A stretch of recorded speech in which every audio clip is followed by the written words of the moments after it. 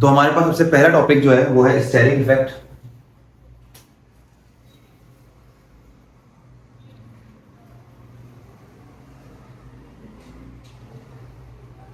Steric effect steric effect क्या है? Steric effect मैंने तुम लोगों को इंट्रोडक्शन में बताया था, अब इसको हमने डिटेल में पढ़ना आज।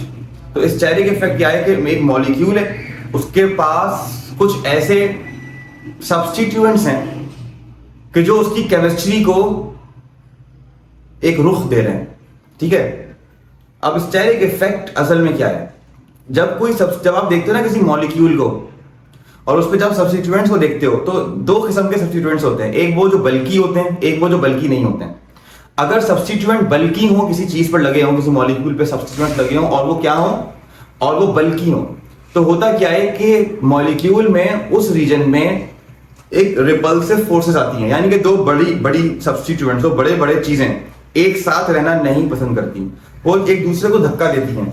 लेकिन अब वो लगी भी तो एक ही मॉलिक्यूल्स हैं, तो वो दूर भी नहीं रह सकती। ठीक है, तो हम ऐसे मॉलिक्यूल को हम बहुत इसको इस तरीके से समझाते हैं कि उस मॉलिक्यूल में कुछ ऐसी जगहें हैं जहां हाई पोटेंशियल एनर्जी मौजूद हैं और मॉलिक्यूल चाहता ही नहीं है हाई पोटेंशियल एनर्जी अपने ऊपर। तो वो मॉलिक्यूल्स जिनमें ऐसे रीजन ज्यादा होते हैं वो मॉलिक्यूल्स स्टेबल नहीं माने जाते। ठीक है, अब इस चीज का इफेक्ट क्या है, हमने वो इफेक्ट्स पढ़ने हैं। ठीक है, यानी कि मॉलिक्यूल है, एक उस पर सब्स्टिट्यूएंट्स आके लग गए और उस पर regions of high potential energies जमा होना शुरू हो गई हैं। अब ऐसे में मॉलिक्यूल की केमिस्ट्री में क्या फर्क पड़ेगा, हम वो पढ़ेंगे। सबसे पहली चीज जो हम पढ़ेंगे वो है कॉन्फिगरेशन और कॉन्फिग्यूरेशन। सबसे पहली हेडिंग डाल लो कि स्टेरिक इफेक्ट आपको एक्सप्लेन करता है, ये पहली स्टेटमेंट है जो हम एक्सप्लेन करेंगे कि स्टेरिक इफेक्ट एक्सप्लेन करता है कि मॉलिक्यूल की कॉन्फिगरेशन क्या होगी और कॉन्फिग्यूरेशन क्या होगी, दोनों में फर्क है। कॉन्फिगरेशन मॉलिक्यूल्स का कॉन्फिगरेशन समझा रहा हूं पहले, कॉन्फिगरेशन दूसरा वाला। कॉन्फिगरेशन क्या है? देखो मॉलिक्यूल में सिंगल बॉन्ड्स हैं, सिंगल बॉन्ड जब होता है ना, दो एटम जब सिंगल बॉन्ड से कनेक्टेड होते हैं तो फ्री बॉन्ड रोटेशन पॉसिबल होती है। फ्री बॉन्ड रोटेशन अलाउ करती है मॉलिक्यूल को मुख्तलिफ ओरिएंटेशंस में एग्जिस्ट करने में। ठीक है, मैं दो मॉलिक्यूल्स बना रहा हूं,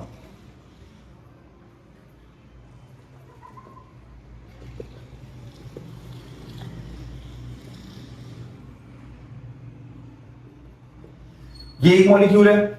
अब इसके मैं मुख्तलिफ ओरिएंटेशंस बनाता हूं। देखो गौर से देखना, ये मॉलिक्यूल जो है ये दो कार्बन्स सिंगली बॉन्डेड है, यानी कि इस रीजन से मॉलिक्यूल की फ्री बॉन्ड रोटेशन पॉसिबल है। तो ऐसे में दो ओरिएंटेशंस पॉसिबल है, यानी कि ये मॉलिक्यूल दो ओरिएंटेशंस में रह सकता है। एक ये ओरिएंटेशन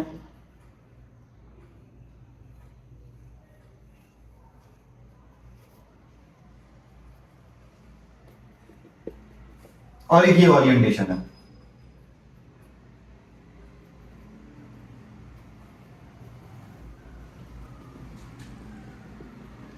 ठीक है, यानी कि अब तुम लोग इसको इस तरीके से सपोज करो, ये मॉलिक्यूल जो है इधर दो, एक इस कार्बन पर दो पार्ट्स ऐसे हैं कि जहां पर लेस बल्की ग्रुप लगे हुए, और इसी प्लेन में अगर तुम देखो तो सामने वाले कार्बन में एक बल्की ग्रुप है, नीचे भी सेम चीज है, इधर इस कार्बन पे एक बल्की ग्रुप है और इधर दो का हाइड्रोजन है, यानी कि दो लेस बल्की ग्रुप है।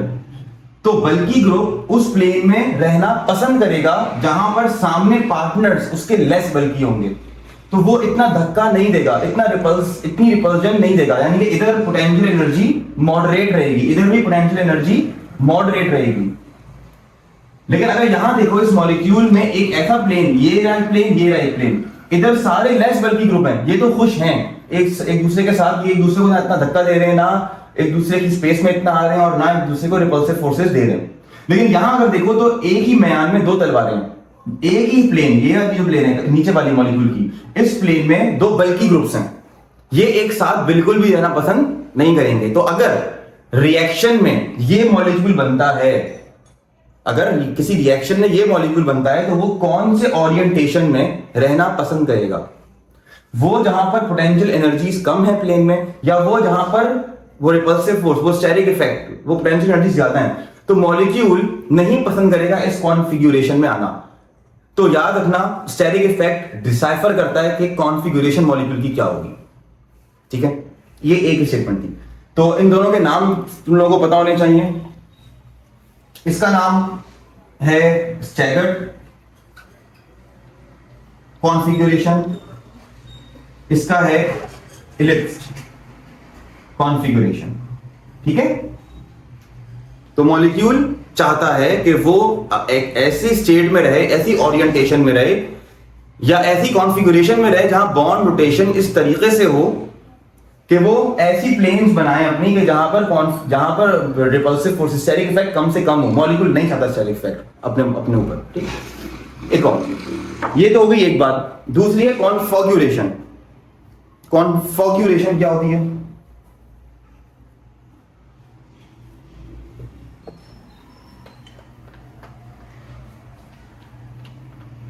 अब सोचो फ्री बॉन्ड रोटेशन पॉसिबल नहीं है, फ्री बॉन्ड रोटेशन पॉसिबल नहीं है। अब क्या होगा? सोचो डबल बॉन्ड है और एक ये मॉलिक्यूल है मेरे पास, रिएक्शन हुआ और रिएक्शन होने के बाद मेरे पास एक डबल बॉन्ड बनता है। अब देखो, डबल बॉन्ड का मतलब है कि ये मॉलिक्यूल अब रोटेट नहीं कर सकता, free bond rotation is not possible. तो पता है ये मॉलिक्यूल, इसकी अब दो प्लेन्स हैं, राइट, पहले वाले मॉलिक्यूल की तरह, एक ये और एक ये भी दो ओरिएंटेशन में रहना पसंद करेगा। एक ओरिएंटेशन है ये कि जिसके अंदर बल्कि ग्रुप्स सेम प्लेन पर है मॉलिक्यूल के, और एक वो कि जिसपे सेम प्लेन पर नहीं है।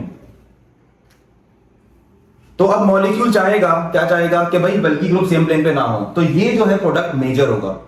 ठीक है, ये ज्यादा प्रोड्यूस होगा, और ये जो है ये प्रोड्यूस ज्यादा नहीं होगा। अच्छा, वो जो था मॉलिक्यूल, वो दोनों के दोनों इक्विवेलेंट कहलाते हैं। ठीक है, क्योंकि फ्री बॉन्ड रोटेशन पॉसिबल है, यहां फ्री बॉन्ड रोटेशन पॉसिबल नहीं है, यानी कि ये जो प्रोडक्ट है ये लॉक हो चुका है, यानी कि या तो ये प्रोडक्ट बनेगा या तो ये। एक दफा ये बन गया तो ये इसमें कन्वर्ट नहीं हो सकता, और ना ये इसमें कन्वर्ट हो सकता है, राइट। फ्री बॉन्ड रोटेशन में वो दोनों ओरिएंटेशन एक दूसरे में इक्विलिब्रियम में होंगी, और इक्विलिब्रियम शिफ्ट होगा उस मॉलिक्यूल की तरफ, उस कॉन्फ़िगरेशन की तरफ कि जो लेस हिंडर्ड होगी, यानी कि जो लेस स्टेरिक इफेक्ट रखेगी। यहां पर ही इक्विलिब्रियम नहीं होगा। ठीक है, तो यहां पर ये मॉलिक्यूल लॉक होगा इसमें तो हमको परसेंटेजेस मिलती हैं प्रोडक्ट रिएक्शन में, प्रोडक्ट में परसेंटेजेस होती हैं। ये ज्यादा, ये कम परसेंटेज का प्रोडक्ट होगा हमारे पास, ये मेजर प्रोडक्ट होगा हमारे पास, कोई मसला। तो ये कॉन्फ़िगरेशन, इसको कॉन्फ़िगरेशन कहते हैं। वही ओरिएंटेशन वाला गेम है, लेकिन बस फर्क क्या है? फर्क यह है कि यहां पर प्रोडक्ट लॉक है। ठीक है, इसको हम जब भी कॉन्फ़िगरेशन नहीं, कॉन्फ़िगरेशन कहते हैं। ठीक है, दूसरे स्टेटमेंट पर आते हैं। अच्छा, इसको मैं बताना भूल गया, ये ट्रांसफॉर्म है बच्चों वाली बात, इसको ट्रांसफॉर्म कहते हैं, इसको सिस फॉर्म कहते हैं। ठीक है, दूसरी स्टेटमेंट, ये जो हमारे पास स्टेरिक इफेक्ट का टॉपिक है, ये हमको बताता है, क्या बताता है? एक पहला पॉइंट तो लोगों को समझ में आ गया कि ये कॉन्फ़िगरेशन बताता है। दूसरा है कि ये बेसिसिटी भी बताता है। तो मैं यहां पर अब इसकी हेडिंग डाल लो दूसरे पॉइंट की। हम अब समझ रहे हैं कि ये मॉलिक्यूल जो स्टेरिक इफेक्ट का टॉपिक है, ये बेसिसिटी किस तरीके से बताता है। तो हम एक मॉलिक्यूल दो मॉलिक्यूल्स वंस अगेन सपोज करते हैं। ठीक है,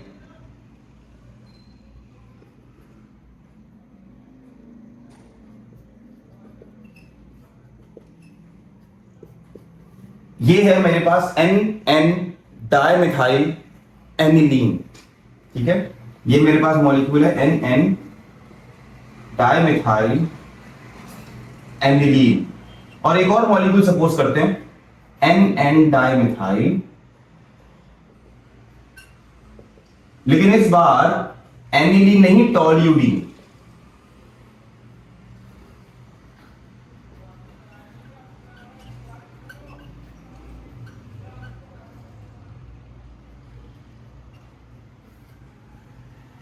इसको याद कैसे रखोगे नामों को? तो देखो, ये बेंजीन रिंग है, ये बेंजीन है। तुम लोगों को अच्छी तरीके से पता है, जब बेंजीन पे एक नाइट्रोजन सब्स्टिट्यूट हो जाता है, इसको हम क्या कहते हैं? इसको हम कहते हैं एनिलीन। और अगर इसी एनिलीन पे एक मिथाइल ग्रुप सब्स्टिट्यूट हो जाए तो इसको हम टोल्यूडीन कहते हैं। और अगर बेंजीन रिंग पर सिर्फ एक मिथाइल ग्रुप सब्स्टिट्यूट हो जाए विदाउट एनी नाइट्रोजन तो इसको हम टोलीन कहते हैं। ठीक है, अब आ जाओ इधर, ये है एन एन डाइमिथाइल एनिलीन, ये है एन एन डाइमिथाइल टोल्यूडीन। अब हमने देखना है कि बेसिस, दो ये बताने भूल गया मैं, अमाइन बेसिक होते हैं। बेसिक मॉलिक्यूल्स वो मॉलिक्यूल्स होते हैं कि जो लोन पेयर डोनेट कर सकते हैं। यहां लोन पेयर दिख रहा है किसी को? हो सकता है कुछ लोगों को दिख रहा हो, कुछ लोगों को शायद नहीं दिख रहा हो। नाइट्रोजन वो मॉलिक्यूल है कि जिस पर एक अनशेयर्ड पेयर ऑफ इलेक्ट्रॉन होता है, जिसको लोन पेयर कहते हैं, जो बॉन्ड में हिस्सा नहीं लेगा। अब देखो इस मॉलिक्यूल में, देखो इस मॉलिक्यूल में ये जो प्लेन है मॉलिक्यूल की, ये वाली और ये वाली जो प्लेन है, ये दोनों की दोनों प्लेन्स सिंक हुई नहीं है, यानी कि एक ही साइड पर है। ये प्लेन दोनों की दोनों एक साथ है, यानी कि ये प्लेन्स एक ही प्लेन पर है दोनों। ऐसे नहीं है, ऐसा नहीं है कि इस प्लेन ने अपना रुख या अपना फेस चेंज किया हुआ, इसने चेंज किया हुआ, ऐसा नहीं है। ये दोनों की दोनों कैसी हैं? एक साथ है। पता है इसका कॉन्सिक्वेंस क्या है? इसका कॉन्सिक्वेंस ये है कि ये जो लोन पेयर है ये क्या करेगा, ये अपने आप को रेजोनेंस के अंदर मसरूफ पाएगा, यानी कि ये लोन पेयर मॉलिक्यूल के अंदर इन्वॉल्व पाएगा अपने आप को। अगर कोई प्रोटॉन आता है, कोई एसिडिक स्पीशी रिएक्ट करना चाहती है इस मॉलिक्यूल से, वो इतनी कामयाब नहीं होगी। वो कामयाब क्यों नहीं होगी? क्योंकि उसको चाहिए लोन पेयर। लोन पेयर को मॉलिक्यूल के बाहर डोनेट करने को बेसिसिटी कहते हैं। ये लोन पेयर तो अंदर इतना इन्वॉल्व है कि वो बाहर किसी एसिड को क्यों लिफ्ट कराएगा। इस मॉलिक्यूल पर आते हैं। इस मॉलिक्यूल में पता है क्या है? एक प्लेन ये है, वंस अगेन एक प्लेन ये है। अब तुम देखो इस प्लेन पर दो बल्की ग्रुप हैं, तो इस प्लेन पर भी एक बल्की ग्रुप है। ये दोनों बल्की ग्रुप्स एक साथ एक प्लेन पे एग्जिस्ट करना नहीं चाहेंगे। एक म्यान में दो तलवारें नहीं रह सकती, तो वो धक्का देगा इसको, कभी निकल यहां से, ये इसको धक्का देगा, कभी तू भी निकल यहां से। हम लोग एक सेम प्लेन पे क्यों है? रिपल्सिव फोर्सेस है हमारे दरमियान एस्टेरिक इफेक्ट है, प्लेन चेंज। जब प्लेन चेंज होगा ना दोनों का, मॉलिक्यूल के दो पार्ट्स का जब प्लेन चेंज होगा, यानी कि एक दूसरे की शक्लें वो लोग देखना भी गवारा नहीं समझ रहे, वो एक दूसरे से शक्लें मुंह फेर लिया एक दूसरे से, तो ये लोन पेयर है। क्या ये लोन पेयर इंटरनली इन्वॉल्व हो सकता है अब मॉलिक्यूल में? अब ये उस प्लेन में इन्वॉल्व नहीं होगा ये रेजोनेंस इफेक्ट करने के लिए। तो जब कोई अब इधर कोई प्रोटॉन, कोई एसिडिक स्पीशीज रिएक्ट करना चाहेगी, लोन पेयर के पास आएगी कि यार आ जाओ लोन पेयर मुझे दे दो, आ जाओ बेसिक नेचर शो करो, मैं अपना एसिडिक नेचर शो करता हूं। ऐसे में ये लोन पेयर कहेगा कि हाँ मुझे अंदर लिफ्ट नहीं करा रहा, उसने मॉलिक्यूल ने अपनी प्लेन को उधर किया हुआ है, मैं इधर हूं तो मैं तो फ्री हूं, आ जाओ रिएक्शन करते हैं। तो एसिड बेस्ड रिएक्शन हो जाएगा। तो कहने का मकसद स्टेरिक इफेक्ट की वजह से प्लेन चेंज हुई, लोन पेयर बाहर लोगों को लिफ्ट कराना शुरू हो गया। तो हम कहेंगे इस बात को स्टेरिक इफेक्ट की वजह से हमको समझ में आई कि N N dimethyl toluidine is more basic. ये बेसिक नेचर रिएक्शन में शो करता है ज्यादा जब हम कंपेयर करते हैं इसको एन एन डाइमेथाइल एनिलीन से। ये हो गई दूसरी स्टेटमेंट। अब आते हैं हम तीसरी स्टेटमेंट पे जो हम समझेंगे। तीसरी स्टेटमेंट इसी एक्सप्लेनेशन की एक्सटेंशन है। हम अपने मॉलिक्यूल्स को सेम रखते हैं। अच्छा अब जो हेडिंग डालोगे तुम लोग अपने रजिस्टर्स में, वो होगी रिएक्शन या reactivity towards electrophilic substitution reaction. अब स्टेरिक इफेक्ट कैसे बताएगा कि ये मेरा मॉलिक्यूल इलेक्ट्रोफिलिक रिएक्शंस देगा सब्स्टिट्यूशन और ये मॉलिक्यूल इतने नहीं देगा। वंस अगेन हम उन्हीं मॉलिक्यूल्स पर आते हैं। ठीक है, क्या थे नाम याद करो, एन एन डाइमेथाइल एनिलीन और एन एन डाइमेथाइल टोल्यूडीन। ठीक है,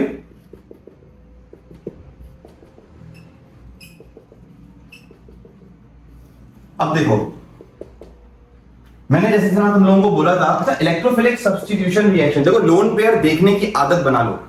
मॉलिक्यूल को देखो तो मैम पेपर में बच्चों की तरह लोन पेयर नहीं दिखाएंगी तुमको, नाइट्रोजन के, ऑक्सीजन के, सल्फर के। तुम लोगों को पता होने चाहिए। जैसे तरीके से आएंगे मैं समझा रहा हूं, याद कर लेना, याद हो ही जाएगा खुद ही, एफर्ट नहीं लगानी, खुद याद जाएगा डिस्कशन। बस लेक्चर और सुनते रहो। अब आ जाते हैं, हम देखते हैं। सबसे पहले समझ में आना चाहिए कि इलेक्ट्रोफिलिक सब्स्टिट्यूशन रिएक्शन होते क्या है। देखो ऑर्गेनिक केमिस्ट्री तुम लोग गलत तरीके से पढ़ रहे हो।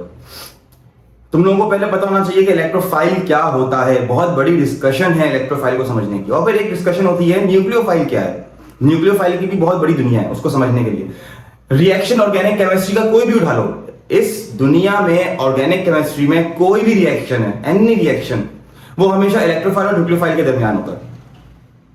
निगाह होनी चाहिए कि ये मॉलिक्यूल एज न्यूक्लियोफाइल एक्ट कर रहा है या ये मॉलिक्यूल एज इलेक्ट्रोफाइल एक्ट कर रहा है। निगाह होनी चाहिए वो देखने वाली मॉलिक्यूल के आर पार। इलेक्ट्रोफिलिक सब्स्टिट्यूशन रिएक्शन क्या होते हैं, एक मॉलिक्यूल है, उस मॉलिक्यूल में कुछ रीजन्स ऐसे हैं जहां पे इलेक्ट्रॉन डेंसिटी ज्यादा है, हम उन रीजन्स को मॉलिक्यूल में न्यूक्लियोफिलिक कहते हैं, या ये रीजन न्यूक्लियोफिलिक है, यहां इलेक्ट्रॉन डेंसिटी क्या है, ज्यादा है। फिर अगर किसी रिएक्शन मिक्सचर में कोई ऐसा मॉलिक्यूल होगा कि जहां इलेक्ट्रॉन डेंसिटी क्या होगी, कम, तो वो इलेक्ट्रॉन कम डेंसिटी वाला इलेक्ट्रोफाइल कहलाता है और वो फिर आकर रिएक्शन करता है। इलेक्ट्रोफाइल हमेशा रिएक्ट करता है न्यूक्लियोफाइल से। वो जगह मॉलिक्यूल की जो ज्यादा होती हैं इलेक्ट्रॉन डेंसिटी में, रिच होती हैं, वो जगह उनसे रिएक्ट करती हैं कि जहां पे इलेक्ट्रॉन डेंसिटी कम होती है। Electrophilic substitution reaction. अब यहां देखो, इस मॉलिक्यूल और इस मॉलिक्यूल को देखो। मैंने तुम लोगों को पहले ही बता दिया था कि ये मॉलिक्यूल का जो लोन पेयर है ये इंटरनली इन्वॉल्व है, ठीक है। जरा देखना मैं क्या, ये लोन पेयर कहेगा, क्या कहेगा, आ जाओ, ये लोन पेयर इलेक्ट्रॉन का, ये एरोस को देखना। अच्छा, ये एरोस क्या दिखाते हैं, ये इलेक्ट्रॉन का मोशन दिखाते हैं मॉलिक्यूल के अंदर, या मॉलिक्यूल किसी और मॉलिक्यूल का इलेक्ट्रॉन देता है, ये एरोस वो दिखाते हैं, ठीक है। अब ये कहेगा कि भाई ये लोन पेयर जो है मेरा, इधर नहीं आ रहा है, सॉरी, और से देखना मैं क्या कहने वाला हूं। ये कहेगा कि एक काम करो, मुझसे डबल बॉन्ड बना लो, इस कार्बन वन को कह रहा है कि मुझसे डबल बॉन्ड बना लो, तुम डबल बॉन्ड नहीं बनाए हुए, बुरी बात है। ये कहेगा कि मेरे पास तो पहले से ही क्या है, डबल बॉन्ड बना हुआ। ये कह रहा है कि नहीं, मुझसे बनाओ। ये कहेगा मैं फिर ये इस डबल बॉन्ड का मैं क्या करूं, कहेगा दे दो उस कार्बन को ये इलेक्ट्रॉन, वहीं करो उससे शेयर, मैं दे रहा हूं, मुझसे शेयर करो। ये कहेगा ठीक है, कोई मसला नहीं। तो देखो होगा क्या, एक रेजोनेंस फॉर्म, इसकी एक और फॉर्म बनेगी इस मॉलिक्यूल की। जरा देखना उस फॉर्म को, गौर से देखना। अच्छा, ये डबल बॉन्ड को नहीं छेड़ा मैंने, इस डबल बॉन्ड को नहीं छेड़ा मैंने। ये जो लोन पेयर था, अब ये लोन पेयर नहीं रहा, ये लोन पेयर किधर आ गया है, इधर आ गया है। ये जो डबल बॉन्ड था, ये डबल बॉन्ड किधर शिफ्ट हो चुका है, इस कार्बन पे। इस कार्बन पे इलेक्ट्रॉन डेंसिटी राइज हो गई। ये नाइट्रोजन पे थोड़ा पॉजिटिव चार्ज आ गया, लोन पेयर इंटरनली इन्वॉल्व हो रहा है। ये देख रहे हो, ये एक्स्ट्रा इलेक्ट्रॉन डेंसिटी का रीजन है, यानी कि इस कार्बन को ध्यान में रखना, ये न्यूक्लियोफाइल बनेगा। ये आने वाले इलेक्ट्रोफाइल्स को दावत देगा कि आओ मुझसे रिएक्ट करो, मेरे पास कुछ देर के लिए इलेक्ट्रॉन डेंसिटी राइज होती है, क्योंकि ये ज्यादा देर तक रहती नहीं है ना। ये फिर कहता है ठीक है, एक काम करो भाई, डबल बॉन्ड हम इससे बना लेते हैं, ये बॉन्ड यहां चला जाएगा, इलेक्ट्रॉन इसको दे देंगे थोड़ी देर के लिए। देखो एक और रेजोनेंस फॉर्म आ गई।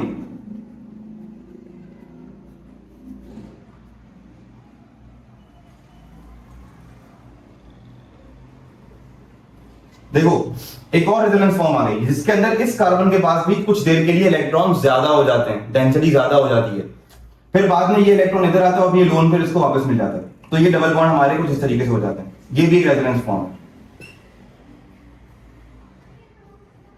ठीक है। वंस अगेन हमारा मॉलिक्यूल हमको मिल गया। कहने का मकसद कि इस मॉलिक्यूल में एन डाइमेथाइल एनिलीन में ये जगह और ये जगह, ये कार्बन और ये कार्बन कुछ देर के लिए ही सही इलेक्ट्रॉन डेंसिटी रिच कर देता है अपनी रेजोनेंस इफेक्ट की वजह से, लोन पेयर की वजह से, जो कि इंटरनली इन्वॉल्व है। ये इसका कॉन्सिक्वेंस है। इलेक्ट्रोफाइल जब आता है ना, इस मॉलिक्यूल को देखता है, वो कहता है यार मुझे तो कोई ऐसी जगह चाहिए जहां इलेक्ट्रॉन ज्यादा हो। वो जैसे ही इन कार्बन को देखता है तो उसको ये कार्बन और ये कार्बन रिएक्शन करने के लिए बहुत ज्यादा एक्साइट करता है।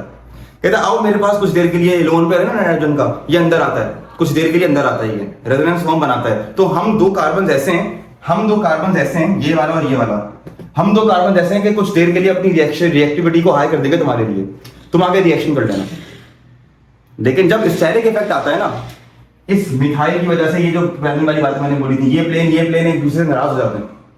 जब ये एक दूसरे से नाराज हो जाते हैं तो क्या ये लोन पेयर अंदर ये सारे काम कर सकता है? नहीं कर सकता।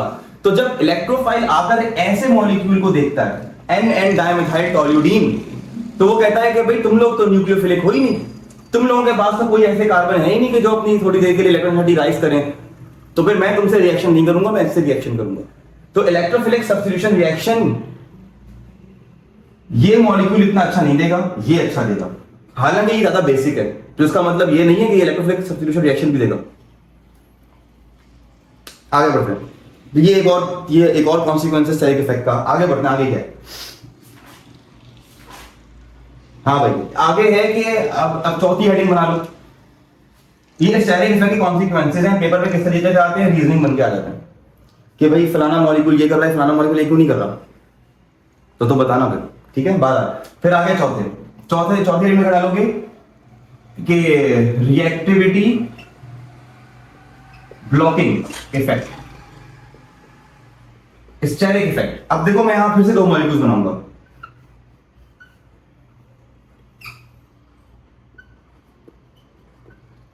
ये मॉलिक्यूल को देखो, इस मॉलिक्यूल के पास कार्बोक्सिलिक एसिड है, यानी कि अगर मेरे पास कोई बेसिक स्पीशी आती है NaOH, तो ये जो OH है ये रिएक्ट करेगा किससे, इस एसिड से, और एसिड बेस रिएक्शन देगा, यानी कि सॉल्ट और वाटर बनाएगा। चलो भाई ठीक है। अब सोचो कि मेरे पास सेम मॉलिक्यूल है, लेकिन इस बार मेरे पास इधर दो बल्की ग्रुप्स लगे हुए हैं, जस्ट इमीडिएट सराउंडिंग में दो बल्की ग्रुप्स लगे हुए मेरे पास। अब वंस अगेन बेसिक स्पीशी आ रही है रिएक्ट करने, तुमको पता है अब ये रिएक्शन नहीं होगा, क्योंकि जहां कार्बोक्सिलिक एसिड मॉलिक्यूल मौजूद है उसी के ऊपर और उसी के नीचे दो बल्की ग्रुप्स लगे हुए हैं जो कि OH को आने ही नहीं देंगे, इंटरेक्शन ही नहीं करने देंगे उन दोनों के ऑर्बिटल्स का। तो रिएक्शन कैसे होगा? तो इट में ब्लॉक स्टेरिक इफेक्ट हो रहा है ना इन दोनों में, कंपेयर हो रही है, पोटेंशियल एनर्जी का रीजन ज्यादा है, तो फिर ये रिएक्शन को ब्लॉक कर देगा। रिएक्टिविटी स्टेरिक इफेक्ट ब्लॉक भी कर सकता है, ठीक है। एनीवेज आगे बढ़ते हैं। बेसिसिटी को थोड़ा सा एक्सप्लेन करते हैं, प्राइमरी अमाइन, सेकेंडरी और टर्शियरी अमाइंस की। स्टेरिक इफेक्ट का एक और, अच्छा इसको एक और हेडिंग बना लो, इसकी पांचवी। स्टेरिक इफेक्ट जो है आपको बेसिसिटी, जैसे मैं तुम लोगों को पहले बताया था ना, बेसिसिटी के बारे में बताता है मॉलिक्यूल की। हमने क्या पढ़ा था बेसिसिटी पढ़ते वक्त? N डाइमेथाइल एनिलीन और N डाइमेथाइल टॉल्यूडीन, इन दोनों की बेसिसिटी किसने बताई थी? स्टेरिक इफेक्ट ने बताई थी। यहां पर अगर हम देखेंगे तो ये अमाइंस की बेसिसिटी बता रहा है, और किस तरीके से बता रहा है ये देखो, और से लोन पेयर तो है, नाइट्रोजन है तो लोन पेयर तो है। मेरे पास अमोनिया है, मेरे पास प्राइमरी अमाइन है, मेरे पास सेकेंडरी अमाइन है, और मेरे पास टर्शियरी अमाइन है। तुम जिन लोगों को नहीं पता बता देता हूं, अमोनिया का NH3 है, सबको पता होता है, बेसिक नेचर है, लोन पेयर डोनेट करता है बड़ा अच्छा। कोई अगर प्रोटॉन आता है इसके पास तो कॉन्जुगेट एसिड बना लेता है अपना अमोनियम। यहां देखो, जब एक H सब्स्टिट्यूट होता है एक अल्काइल ग्रुप से, methyl, ethyl, isopropyl, butyl and so on, neopentyl, तो उसको हम प्राइमरी अमाइन कहते हैं। अगर दोनों H सब्स्टिट्यूट हो जाएं तो उसको सेकेंडरी अमाइन कहते हैं, और अगर तीनों हो जाए टर्शियरी कहते हैं। प्रोटॉन आएगा तो ही तो एसिड बेस रिएक्शन होगा। प्रोटॉन इधर भी आया, इधर भी आया, इधर भी आया और इधर भी आया। इधर तो बड़े मजे से उसने रिएक्शन किया, क्यों? क्योंकि ये भी प्रोटॉन दोनों ही बल्कि नहीं है, बड़े आराम से आया, रिएक्शन किया, चल मेरा भाई बहुत बेसिक हो गया भाई, ये तो बड़ा बेसिक हो गया। इधर आओ, इधर एक बल्की ग्रुप था, लेकिन इस जगहों से अटैक किया जा सकता है इस लोन पेयर को लेने के लिए, ये भी बेसिक हो गया। सेकेंडरी और टर्शियरी पर आते हैं। टर्शियरी पर देखो तीन बल्की ग्रुप्स, ये बेचारा H कैसे अटैक करेगा इस लोन पेयर को लेने के लिए? ये बेसिक बहुत कम होता है, बहुत कम बेसिसिटी होती है इसकी, और सेकेंडरी अमाइन की इंटरमीडिएट होती है। तो कहने का मकसद कि बेसिसिटी बता रहा है भाई, देख लो। आगे आते हैं। हाँ भाई, अब हम पढ़ेंगे कि किस तरीके से स्टेरिक इफेक्ट आपको क्या बताता है, रिएक्शन मैकेनिज्म। अब बच्चों वाली बातें करने वाला हूं, तुम लोगों को पहले से ही पता है SN1 SN2 रिएक्शन क्या होते हैं, E1 E2 रिएक्शन क्या होते हैं, पता है ना। अभी टाइम तो नहीं है इनको बताने का, तो मैं थोड़ा सा इसको समराइज कर देता हूं जिन लोगों को नहीं पता, ठीक है। ये रिएक्शन, अच्छा अब जो हेडिंग आ रही है हमारे पास वो आ रही है रिएक्शन मैकेनिज्म की, कि स्टेरिक इफेक्ट रिएक्शन मैकेनिज्म भी ड्राइव कर सकता है। तो रिएक्शन SN1 SN2 रिएक्शंस, यार देखो न्यूक्लियोफिलिक सब्स्टिट्यूशन रिएक्शंस। एक मॉलिक्यूल है, उसके पास कोई हेलोजन लगा हुआ है, फिर एक और मॉलिक्यूल है मेरे पास, उसके पास भी। फर्क है ये प्राइमरी है और ये टर्शरी है। तुम लोग कहोगे प्राइमरी कैसे है, इधर तो तीनों एच हैं, एक आर लगा दो, ये भी प्राइमरी है, इसको भी प्राइमरी कहते हैं। ठीक है, तुम लोग अगर अपने क्लैरिफिकेशन के लिए इधर आर लिखना चाह रहे हो तो लिख लो, कोई मसला नहीं। ये प्राइमरी है और ये टर्शरी है। न्यूक्लियोफिलिक सब्स्टिट्यूशन रिएक्शन, हेलोजन का न्यूक्लियोफाइल एक और न्यूक्लियोफाइल है, वो इसको सब्स्टिट्यूट करना चाह रहा है। कौन है वो? लेट्स सपोज OH, यहां पर भी OH। Nucleophilic substitution reaction, SN reactions ऐसे होते हैं। साइनाइड हो गया, वो भी न्यूक्लियोफाइल है, यानी कि कोई भी न्यूक्लियोफाइल पुराने न्यूक्लियोफाइल को मॉलिक्यूल से किक ऑफ करना चाह रहा है और खुद लगना चाह रहा है उसकी तरफ। प्राइमरी और टर्शरी अल्काइल हैलाइड्स, ये सबस्ट्रेट है हमारे पास, इन पर रिएक्शन होगा, इन पर अटैक होगा। इनको SN कहते हैं। ये दो किस्म के होते हैं, SN1 और SN2। SN1 जो होते हैं वो यूनिमॉलिक्यूलर होते हैं, SN2 बायोमॉलिक्यूलर होते हैं। SN2 जो है वो सिंगल स्टेप में होता है। SN2 उल्टा केम है यहाँ पे। SN2 एक उसमें होता है स्टेप में, और SN1 दो स्टेप्स में होता है। ये मैकेनिज्म है ना, समझ लेते हैं क्यों। Primary, there is no steric effect, कोई धक्कम-पेल नहीं है, मॉलिक्यूल खुला खुला महसूस कर रहा है, पोटेंशियल एनर्जीज कम है इसकी। OH बड़े मजे से आएगा और इसको पीछे से अटैक करेगा, तो कुछ देर के लिए एक अगर ट्रांजिशन स्टेट बनेगा कि जिसके अंदर कुछ इस तरीके से ये अटैक करता हुआ पाया जाएगा, लेस स्टेरिक इफेक्ट जगह से ये अटैक करेगा, पुराना बॉन्ड टूटेगा, ये ट्रांजिशन इफेक्ट हो गया। उसी स्टेप में, सेम स्टेप में प्रोडक्ट बन जाएगा, ये पुराना बॉन्ड जो है ये टूट जाएगा, हैलाइड बाहर निकल जाएगा आपका, और ये नया जो है न्यूक्लियोफाइल उसकी जगह ले लेगा। ये सिर्फ इसीलिए मुमकिन हुआ, same step, single step reaction. ये मैकेनिज्म इसी वजह से हो पाया न्यूक्लियोफिलिक सब्स्टिट्यूशन का। ये जो मॉलिक्यूल है प्राइमरी अल्काइल हैलाइड, इसने ये वाला रास्ता, ये वाला मैकेनिज्म इसीलिए चूज किया, सिंगल स्टेप रिएक्शन मैकेनिज्म, क्योंकि स्टेरिक इफेक्ट नहीं था। तो स्टेरिक इफेक्ट ने गाइड किया ना इसको, क्या स्टेरिक इफेक्ट नहीं है तो ये रिएक्शन में, हमको स्टेरिक इफेक्ट नहीं बताया ये बात। इसको हम कहते हैं SN2 मैकेनिज्म। अब इसको SN2 क्यों कहते हैं ये अभी मत समझो तो अच्छा, ये आगे आएंगे तो बता दूंगा, ठीक है, टाइम नहीं है हमारे पास। ये जो OH है ये यहां से भी अटैक नहीं कर सकता, इधर से भी नहीं कर सकता, इधर से तो बिल्कुल भी नहीं कर सकता, क्योंकि इधर तो हमारे पास न्यूक्लियोफाइल पहले से मौजूद है, वो तो आने भी देगा नए न्यूक्लियोफाइल को। स्टेरिक इफेक्ट की वजह से ये बैक साइड, फ्रंट साइड कहीं से अटैक नहीं कर सकता। तो पता है क्या होता है, ये जो रिएक्शन है ना, ये दो स्टेप में होते हैं। पहले स्टेप में अटैक नहीं होता, पहले स्टेप में, ये फर्स्ट स्टेप है, पहले स्टेप में ये पुराना न्यूक्लियोफाइल निकलता है, कार्बोकैटायन फेज आता है, और फिर दूसरे स्टेप में जो कार्बोकैटायन है इस पर नया न्यूक्लियोफाइल आकर फिर अटैक करता है। ठीक है, दो स्टेप में हुआ ये अच्छा, same reaction, nucleophilic substitution reaction, same reaction, steric effect की एब्सेंस में एक स्टेप में हो रहा है, SN2 मैकेनिज्म फॉलो कर रहा है, और स्टेरिक इफेक्ट की प्रेजेंस में दो स्टेप्स फॉलो कर रहा है, SN1 मैकेनिज्म कहते हैं इसको। कोई मसला? तो ये मैकेनिज्म कौन ड्राइव कर रहा है, इस मॉलिक्यूल में ये मैकेनिज्म होगा, सेम रिएक्शन का इस मॉलिक्यूल में ये मैकेनिज्म होगा, स्टेरिक इफेक्ट बता रहा है। ठीक है, ये होगी कहानी। और ना सिर्फ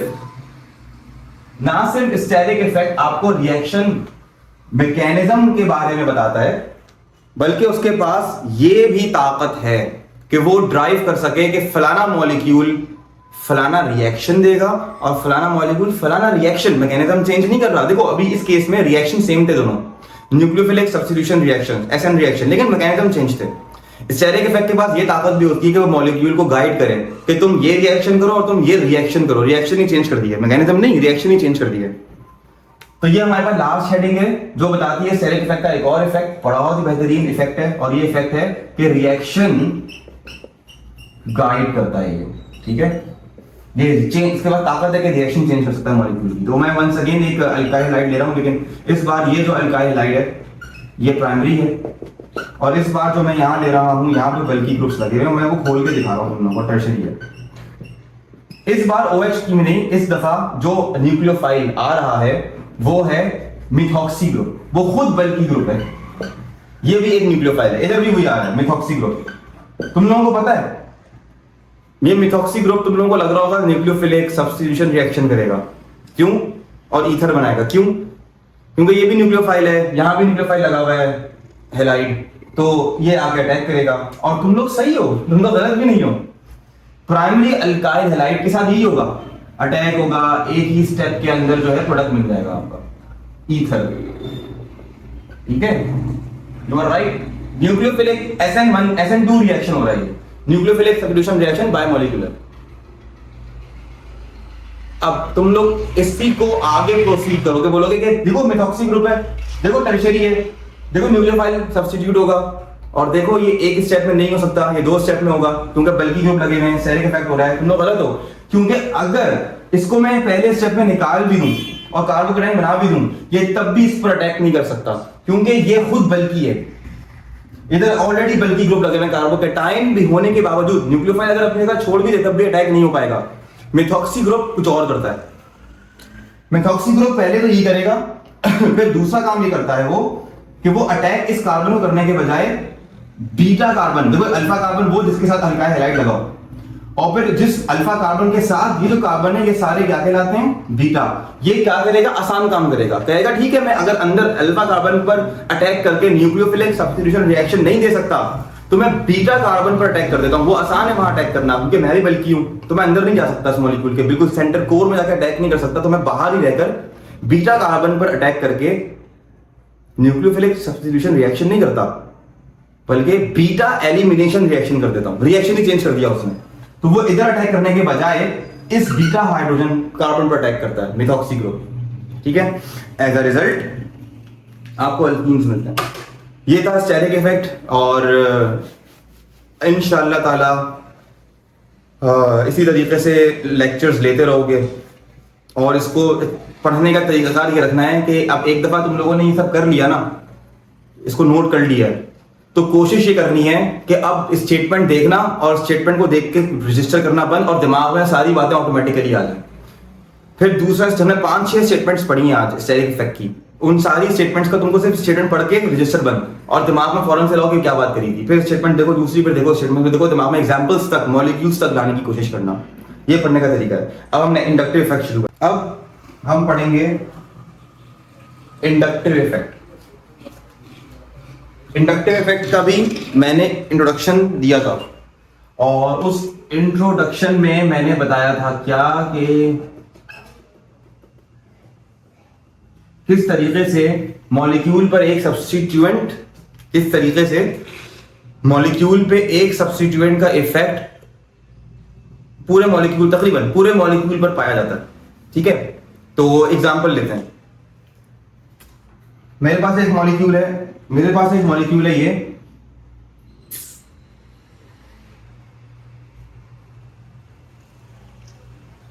सिंपल रखते हैं बातों को अपनी, फिलहाल सिंपल।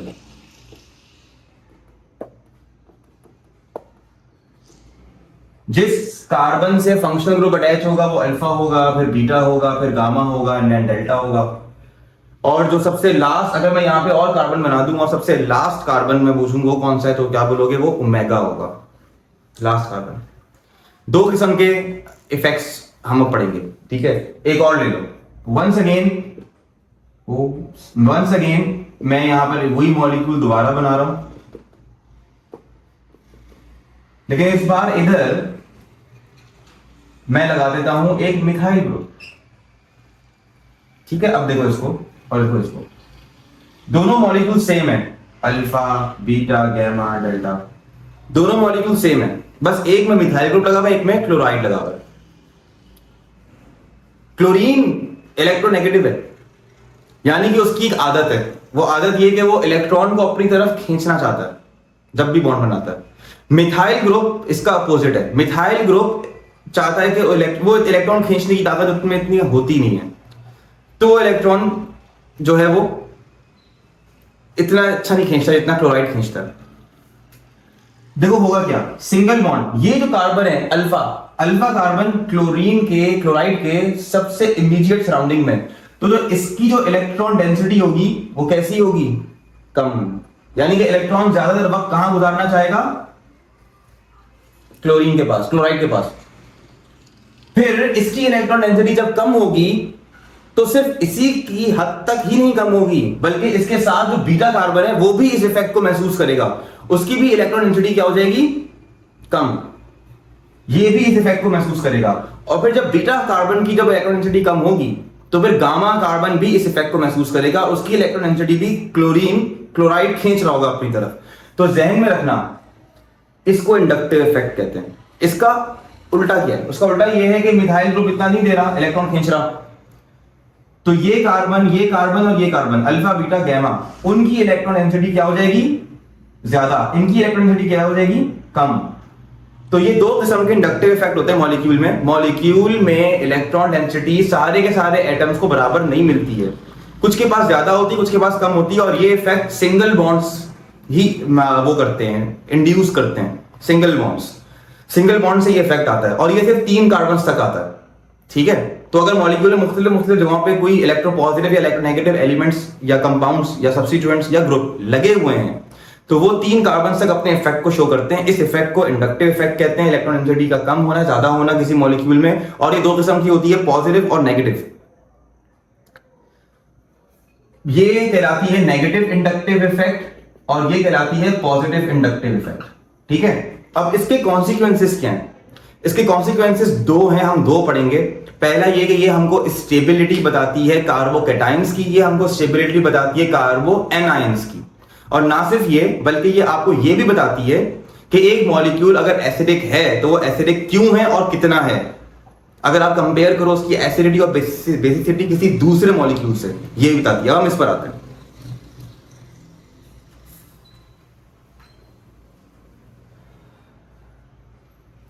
तो पहले हम कार्बोकैटायंस और कार्बो एनायंस की स्टेबिलिटी देख लेते हैं।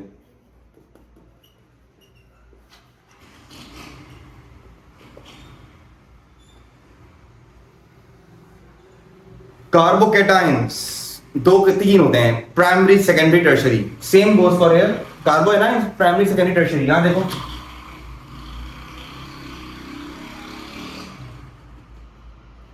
Primary, secondary, tertiary.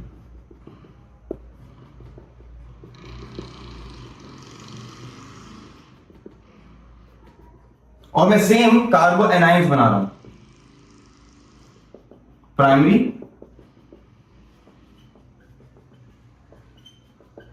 Secondary, tertiary.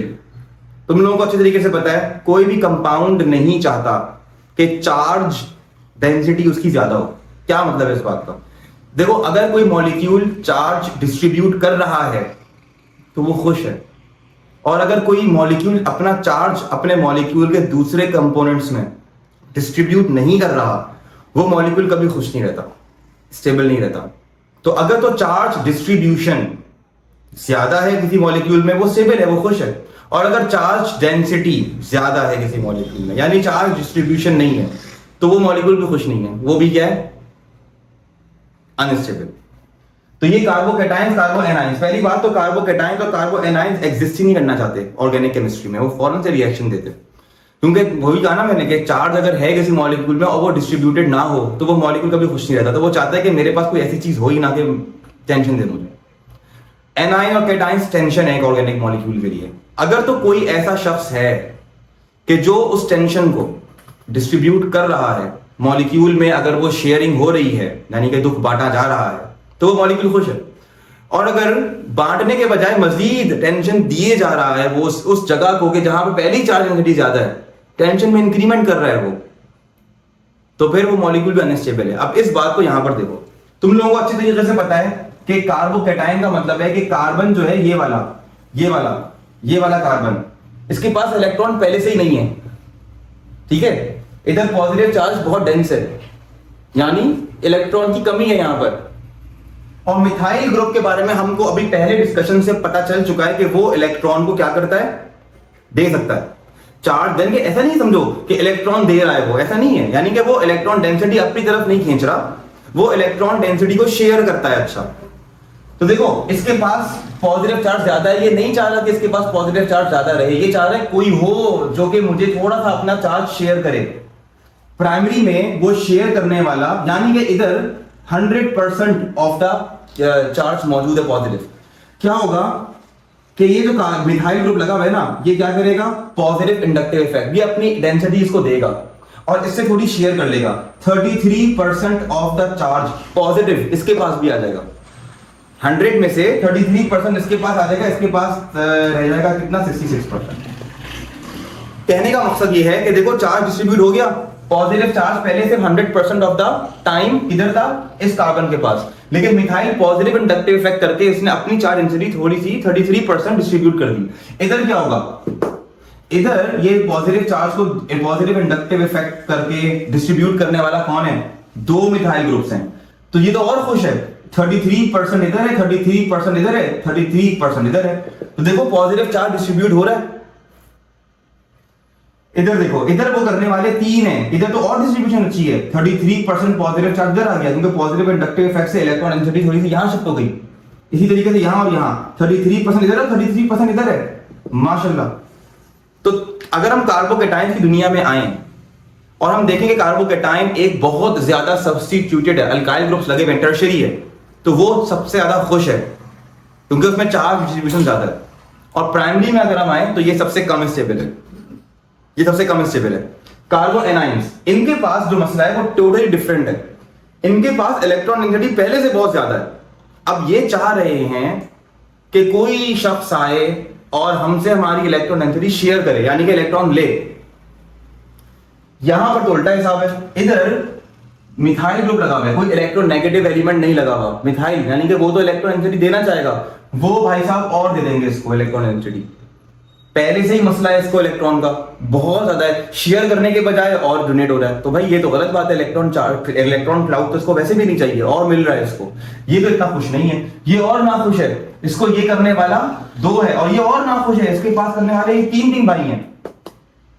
तो इलेक्ट्रॉन डेंसिटी इधर बिल्कुल भी डिस्ट्रीब्यूट नहीं हो रही।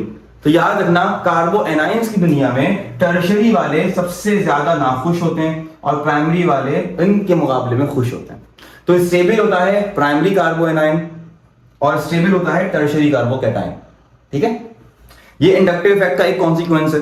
दूसरी हेडिंग डालो इसकी कि ये आपको बताता है कि मॉलिक्यूल की एसिडिटी और basicity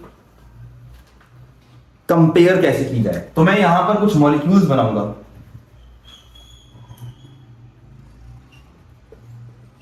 acid acid acid acid, और चूंकि इंडक्टिव इफेक्ट 3 कार्बन तक डिस्ट्रीब्यूट होती है, तो मैं यहां पर पहले तो मैं एसिटिक एसिड बना लेता हूं, फिर मैं यहां पर 2 कार्बन ही ऐड करके प्रोपेनोइक एसिड बना देता हूं, फिर मैं यहां पर 3 कार्बन नहीं, चलो 3 का वो है यहां पर करके ऐड करके यहां फ्लोरीन बना लेता हूं और 3 कार्बन ऐड करके मैं यहां पर क्लोरीन बना देता हूं।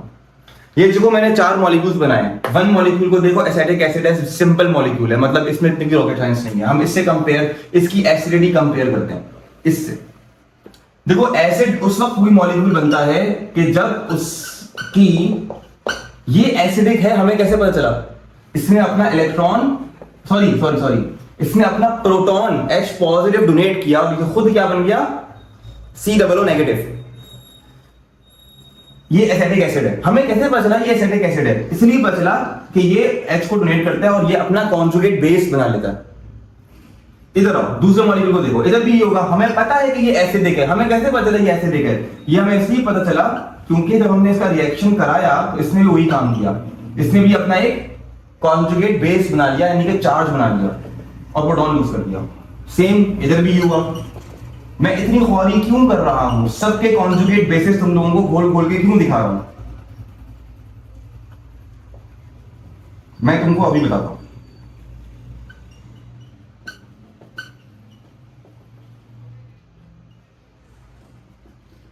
मैं सबके कॉन्जुगेट बेसिस तुम लोगों को इसलिए दिखाए, देखो एक चीज है कार्बोक्सिलिक एसिड, अगर उसका कॉन्जुगेट बेस स्टेबल हुआ तो वो तो खुशी खुशी चाहेगा कि मैं अपना प्रोटॉन लूज करूं, कॉन्जुगेट बेस बनाऊं। और अगर किसी कार्बोक्सिलिक एसिड मॉलिक्यूल का कॉन्जुगेट बेस स्टेबल ना हुआ तो वो तो कभी नहीं चाहेगा कि वो अपना प्रोटॉन लूज करके एक ऐसी स्टेट में चला जाए कि जो अनस्टेबल हो। तो अगर किसी एसिड का कॉन्जुगेट बेस स्टेबल होगा, वो एसिड की एसिडिटी ज्यादा होगी, क्योंकि वो मौके मौके से चाहेगा कि कॉन्जुगेट बेस बन जाए मेरा, यानी कि प्रोटॉन लूज हो जाए मेरा। और अगर किसी एसिड का, कार्बोक्सिलिक एसिड का कॉन्जुगेट बेस ही स्टेबल ना हुआ तो वो तो कभी नहीं चाहेगा कि मैं अपना एसिड लूज करूं, प्रोटॉन लूज करूं, तो उसकी एसिडिटी कम होगी। कॉन्जुगेट बेसिस की स्टेबिलिटी इंडक्टिव इफेक्ट हमको समझाएगी। एसिडिक एसिड से कंपेयर करो, चार्ज एसिडिक एसिड, मैं एसिडिक एसिड नहीं कहूंगा, अब मैं एसीटेट कहूंगा, यानी कि इस कार्बोक्सिलेट में चार्ज किधर है, इधर है।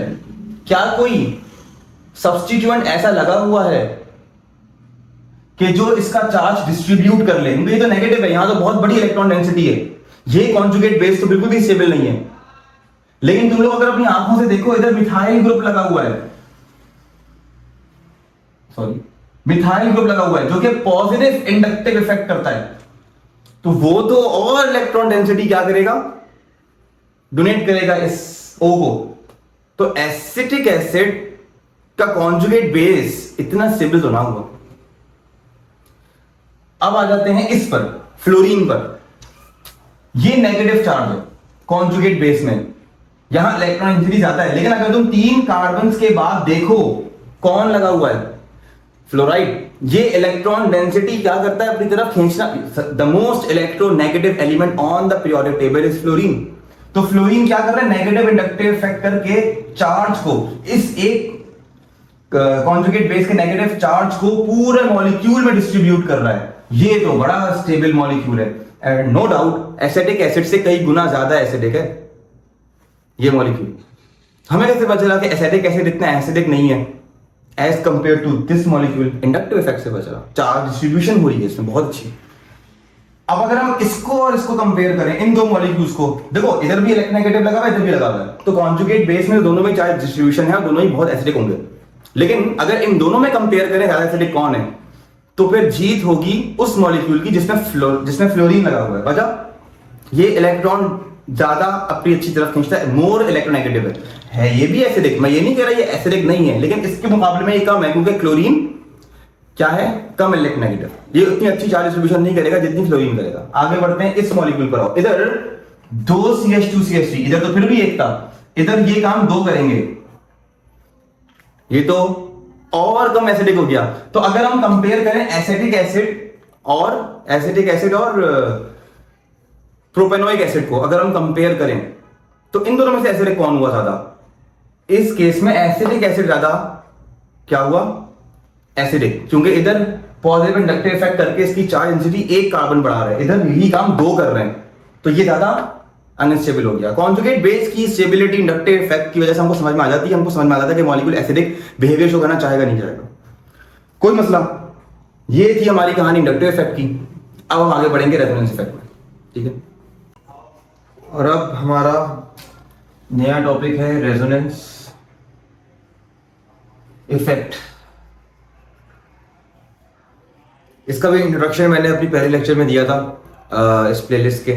और रेजोनेंस इफेक्ट असल में क्या होता है कि एक मॉलिक्यूल का जो रियल स्ट्रक्चर होता है वो एक्चुअली हाइब्रिड स्ट्रक्चर होता है बहुत सारे ओरिएंटेशंस का, यानी कि एक मॉलिक्यूल मुख्तलिफ फॉर्म्स में अपने आप को रखता है, कभी किसी फॉर्म में, फिर कभी किसी फॉर्म में, लेकिन वो कोई भी फॉर्म 100% ऑफ द टाइम उस स्ट्रक्चर को डिटरमाइन नहीं कर रही होती, बल्कि रियलिटी में अगर हम उस स्ट्रक्चर को जूम करके देखें तो वो हाइब्रिड स्ट्रक्चर होता है उन तमाम ओरिएंटेशंस का, उन तमाम कॉन्ट्रीब्यूटर्स, उन तमाम ओरिएंटेशंस को हम रेजोनेंस कॉन्ट्रीब्यूटर्स कहते हैं। मैं एक एग्जांपल देता हूं आपके कोर्स की मॉलिक्यूल की, 1,3-ब्यूटाडाइईन।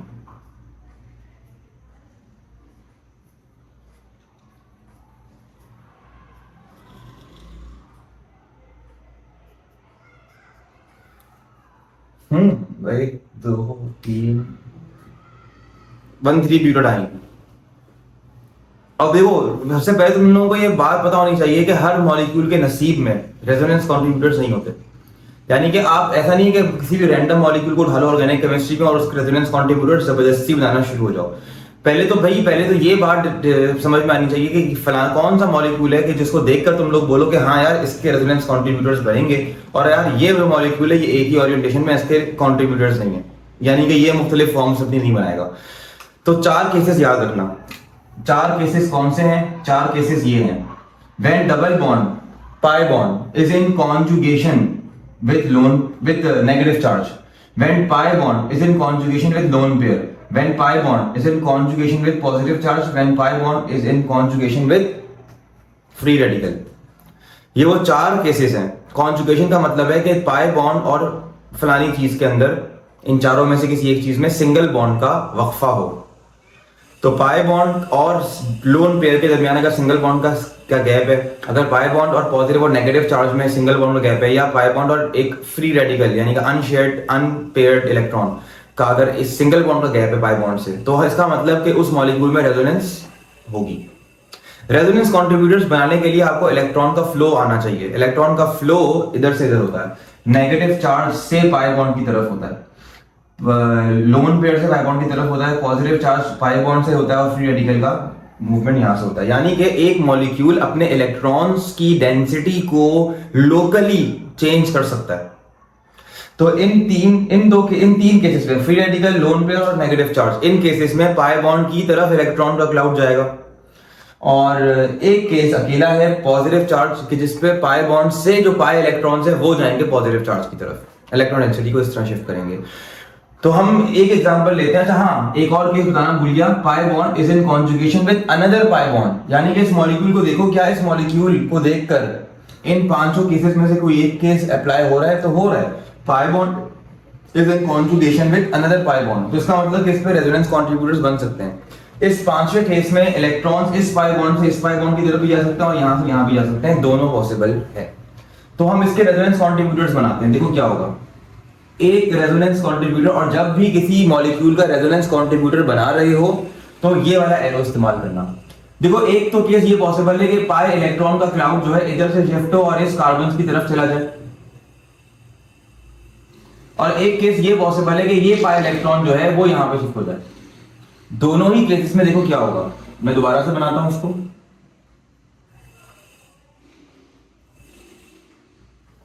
होगा क्या कि ये कार्बन का और ये कार्बन जो पाई इलेक्ट्रॉन को बड़े मजे से अपने चौथे बॉन्ड को एंजॉय कर रहे हैं, ये जो है पाई इलेक्ट्रॉन का क्लाउड चला जाएगा इन 2 कार्बन के दरमियान थोड़े टाइम के लिए। तो ऐसे में पाई बॉन्ड यहां से शिफ्ट होकर यहां चला जाएगा। ये है केस 1। लेकिन मसला है ना यार, इस तरह अपनी मर्जी से तो बॉन्ड्स को तोड़ के नहीं बना सकते, आपको वैलेंसीज पूरी करनी है। तो देखो जब पाई बॉन्ड, अच्छा इसको भी केस 2 को छोड़ो, अभी केस 1 को डिस्कस करते हैं। जब यहां डबल बॉन्ड बनेगा तो देखो यहां तो पहले से ही कार्बन 4 अपने बॉन्ड सेटिस्फाई कर रहा था, डबल बॉन्ड पहले से था। तो होगा क्या कि ये जो पाई बॉन्ड है यानी पाई इलेक्ट्रॉन, ये इस कार्बन को दे दिए जाएंगे, यानी कि ये कार्बन बोलेगा कि ठीक है मैं डबल बॉन्ड अब एंजॉय करूंगा इस कार्बन के साथ, तो मुझे तुम्हारा ये पाई इलेक्ट्रॉन नहीं चाहिए, तुम रखो अपने पास ये इलेक्ट्रॉन। तो यहां पर नेगेटिव चार्ज आ जाएगा। ये नेगेटिव चार्ज कहां से आया? ये एक्स्ट्रा इलेक्ट्रॉन इस कार्बन के पास कहां से आए? वो एक्चुअली पहले यहां थे, जो कि अब नहीं रहे, वो शिफ्ट हो गए किधर? इधर। ठीक है, तो आप इसको ऐसे बनाओगे। लेकिन अगर इस वाले कार्बन को देखो, ये 4 बॉन्ड एंजॉय कर रहा था अच्छे खासे, खामा में ये पाई इलेक्ट्रॉन किसने ले लिए इससे? इस कार्बन ने, डबल बॉन्ड के लिए। तो इसके पास तो इलेक्ट्रॉन कम हो गए, तो इधर आप एक फॉर्मल पॉजिटिव चार्ज लगाओगे। इस मॉलिक्यूल और इस मॉलिक्यूल में क्या फर्क है? चार्ज सेपरेशन, यानी कि 1,3-ब्यूटाडाइन। मैं कहने का चाह रहा हूं, मैं कहना ये चाह रहा हूं कि 1,3-ब्यूटाडाइन एग्जिस्ट करता है अपने रेजोनेंस कॉन्ट्रीब्यूटर्स में। यानी कि अगर आप 100% ऑफ द टाइम नजर रखोगे इस मॉलिक्यूल पे, घड़ी ऑन करी और इस मॉलिक्यूल को जूम करके देखना शुरू किया, तो आप कभी भी इस मॉलिक्यूल को ना ऐसे देखोगे ना ऐसे देखोगे। ठीक है, ये एक हाइब्रिड स्ट्रक्चर होगा। इन दोनों मॉलिक्यूल्स के दरमियान में कोई स्ट्रक्चर आप देखोगे कि जिसके अंदर डबल बॉन्ड हमेशा यहां पर नहीं होगा, पार्शियली ये भी डबल बॉन्ड का एक्टिविटी शो कर रहा होगा। बड़ी बात है। अच्छा, एक और केस भी पॉसिबल है, एक और केस भी पॉसिबल है। वो ये केस पॉसिबल है कि भाई ये पाई इलेक्ट्रॉन इधर आने के बजाय ये वाला पाई इलेक्ट्रॉन इधर आ जाए। हम जरा अब इस केस 2 को एक्सप्लोर करते हैं। अब क्या होगा, अब ऐसे में ये पाई इलेक्ट्रॉन यहां पे आ जाएगा तो ये पाई इलेक्ट्रॉन इधर आ जाएगा। तो ऐसे में देखो मैं दोबारा से बना रहा हूं, ये पाई इलेक्ट्रॉन यहां पर आ गया तो इधर डबल बॉन्ड आ गया, और ये पाई इलेक्ट्रॉन अब इस वाले कार्बन पर आ गया तो ये नेगेटिव हो जाएगा। इसने कहा रखो अपने पास ये इलेक्ट्रॉन्स आ गए, और यहां पर पॉजिटिव चार्ज आ जाएगा। तो जब आप इस मॉलिक्यूल को जूम करके स्टॉप वॉच ऑन करके देखोगे तो कभी थोड़े टाइम बाद आपको यहां पर फॉर्मल नेगेटिव चार्ज दिखेगा, तो कभी इधर आपको फॉर्मल पॉजिटिव चार्ज भी दिखेगा। In reality 100% of the time आपको ना ये मॉलिक्यूल दिखेगा, ना ये दिखेगा, ना ये दिखेगा, बल्कि जो चीज आपको 100% ऑफ द टाइम दिख रही होगी वो इनका हाइब्रिड होगा, तीनों का। तो ये रेजोनेंस कॉन्ट्रीब्यूटर्स हैं, और ये इस मॉलिक्यूल की वो पिक्चर है कि जिस पिक्चर पर रिएक्शंस होते हैं, यानी कि जो हम रिएक्शन के दरमियान हम ड्रॉ करते हैं। 1,3-ब्यूटाडाइन की एग्जांपल हमको एक और बात बताती है कि बाज़ औक़ात दो कॉन्ट्रीब्यूटर्स इक्विवेलेंट भी हो सकते हैं, यानी कि ये कॉन्ट्रीब्यूटर और इस कॉन्ट्रीब्यूटर में कोई फर्क नहीं है। वजह सिर्फ ये है कि ये एक सिमेट्रिक मॉलिक्यूल है।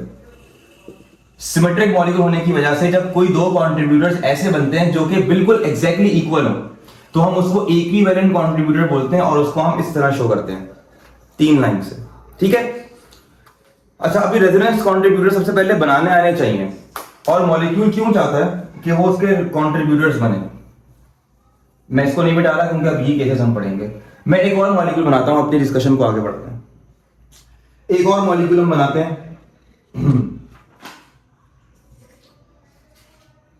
कौन सा बनाए, ये बना लेते हैं, और अपनी डिस्कशन को आगे बढ़ाते हैं।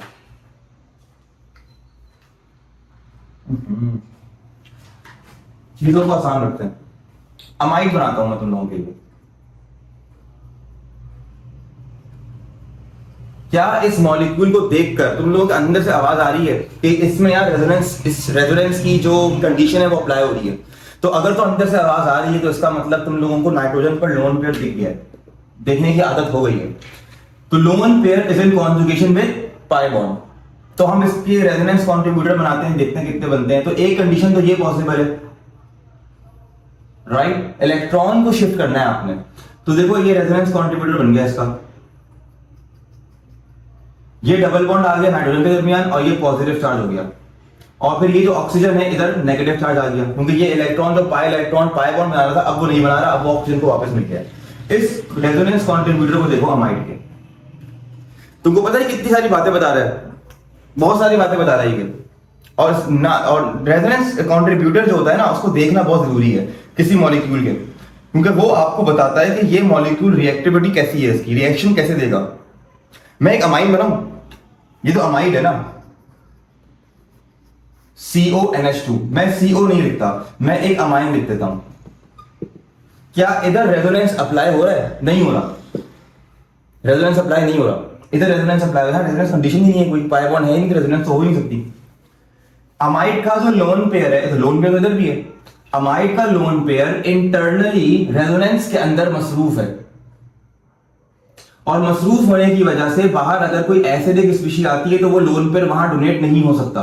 100% ऑफ द टाइम ये लोन पेयर अवेलेबल नहीं है प्रोटॉन को देने के लिए, अपना बेसिक नेचर शो करने के लिए। अमाइड का जो लोन पेयर है वो 100% अवेलेबल नहीं है, तो इसका मतलब तो ये बेसिक नहीं होते, सॉरी अमाइड कम बेसिक होते हैं as compare to amines. Amines जो होते हैं उनका लोन पेयर में कोई इंटरनली रेजोनेंस होती नहीं है, तो वो फिर बाहर हमेशा 100% ऑफ द टाइम अवेलेबल होते हैं। कोई प्रोटॉन आए और हमसे लोन पेयर ले ले, हम बेसिक हो जाए, अमाइन आधा बेसिक हो गए, रेजोनेंस हमको ये बता रही है। दूसरी बात ये कि अब तुम देखो कि ये रेजोनेंस कॉन्ट्रीब्यूटर स्टेबल है या नहीं। मेरी बात सुनना है, सिर्फ और सिर्फ अपनी डिस्कशन को यहीं तक मत रखना कि तुम्हारे मॉलिक्यूल में, अमाइड में रेजोनेंस अप्लाई हो रही है तो वो रेजोनेंस करना चाहेगा भी। बाज़ औक़ात रेजोनेंस अप्लाई हो रही होती है लेकिन मॉलिक्यूल नहीं चाह रहा होता कि वो रेजोनेंस कॉन्ट्रीब्यूटर बनाए अपना। वजह उसकी यह है कि जो रेजोनेंस कॉन्ट्रीब्यूटर बनता है वो स्टेबल नहीं होता। अब हमें कैसे पता चलेगा कि हमें, चलो हमें ये तो पता चल रहा है आहिस्ता कि रेजोनेंस कहाँ अप्लाई हो रही है कहाँ नहीं। हम ये कैसे कहेंगे कि मॉलिक्यूल में रेजोनेंस अप्लाई हो रही है लेकिन वो चाहेगा नहीं कि रेजोनेंस हो, वो चाहेगा कि उसका लोन पेयर एक्सटर्नली यूज हो, इंटरनली यूज ना हो। मॉलिक्यूल्स के जो रेजोनेंस कॉन्ट्रीब्यूटर्स हैं उनकी स्टेबिलिटी को अगर तुम लोगों को थोड़ा सा पर मैं रोशनी डालूं और तुम लोगों को उसकी स्टेबिलिटी देखना आ जाए रेजोनेंस कॉन्ट्रीब्यूटर्स की, तो तुम लोग इस सवाल के जवाब दोगे। इस मॉलिक्यूल को देखो, इसके रूल्स हैं। अब मैं तुम लोगों को आहिस्ता आहिस्ता रूल्स से इंट्रोड्यूस करा रहा हूं कि रेजोनेंस कॉन्ट्रीब्यूटर्स की स्टेबिलिटी अगर तुम लोगों को देखनी हो कि ये स्टेबल है या नहीं, तो कौन सी चीजें तुम लोगों को रेजोनेंस कॉन्ट्रीब्यूटर में देखनी है। सबसे पहली बात जो तुम लोगों ने रेजोनेंस कॉन्ट्रीब्यूटर में देखनी है वो है चार्ज सेपरेशन। अगर चार्जेस राइट एटम्स पर राइट चार्जेस मौजूद हैं तो इसका मतलब कि वो कॉन्ट्रीब्यूटर एग्जिस्ट करना चाहेगा और रेजोनेंस अप्लाई करना चाहेगा मॉलिक्यूल। तो यहां देखो, इलेक्ट्रोनेगेटिव एलिमेंट होता है ऑक्सीजन और उस पर नेगेटिव चार्ज ही है, तो ऑक्सीजन चाहेगा कि उसके पास नेगेटिव चार्ज रहे क्योंकि वो इलेक्ट्रोनेगेटिव है। अगर इस ऑक्सीजन पर पॉजिटिव चार्ज होता तो मैं कहता कि ये जो मॉलिक्यूल है ये रेजोनेंस कॉन्ट्रीब्यूटर अपना नहीं बनाना चाहेगा, ये चाहेगा कि ये लोन पेयर बाहर ही शिफ्ट हो जाए, क्योंकि वो मॉलिक्यूल का रेजोनेंस कॉन्ट्रीब्यूटर स्टेबल नहीं होता जिस पर इलेक्ट्रोनेगेटिव एलिमेंट पर पॉजिटिव चार्ज हो। और नाइट्रोजन इज इलेक्ट्रोपॉजिटिव एलिमेंट, वो चाहेगा कि उस पर पॉजिटिव चार्ज हो। तो इन दो वजूहात की बिना पर ये कॉन्ट्रीब्यूटर बहुत ज्यादा स्टेबल है क्योंकि राइट एटम पर राइट चार्ज मौजूद है। ठीक है, तो स्टेबिलिटी अगर तुम्हें कॉन्ट्रीब्यूटर की देखनी है, सबसे पहली बात क्या देखनी है कि राइट चार्जेस राइट एटम्स पे मौजूद हैं तो वो कॉन्ट्रीब्यूटर एग्जिस्ट करना चाहेगा। ठीक है, एक और बात, इसके लिए एक और मॉलिक्यूल बनाना पड़ेगा और हम वो मॉलिक्यूल बनाते हैं। एक मिनट को रेस्ट बना दूं, तो देखो बातें समझ में आ रही हैं, बस डिस्कशन करनी है। एक और मॉलिक्यूल लो,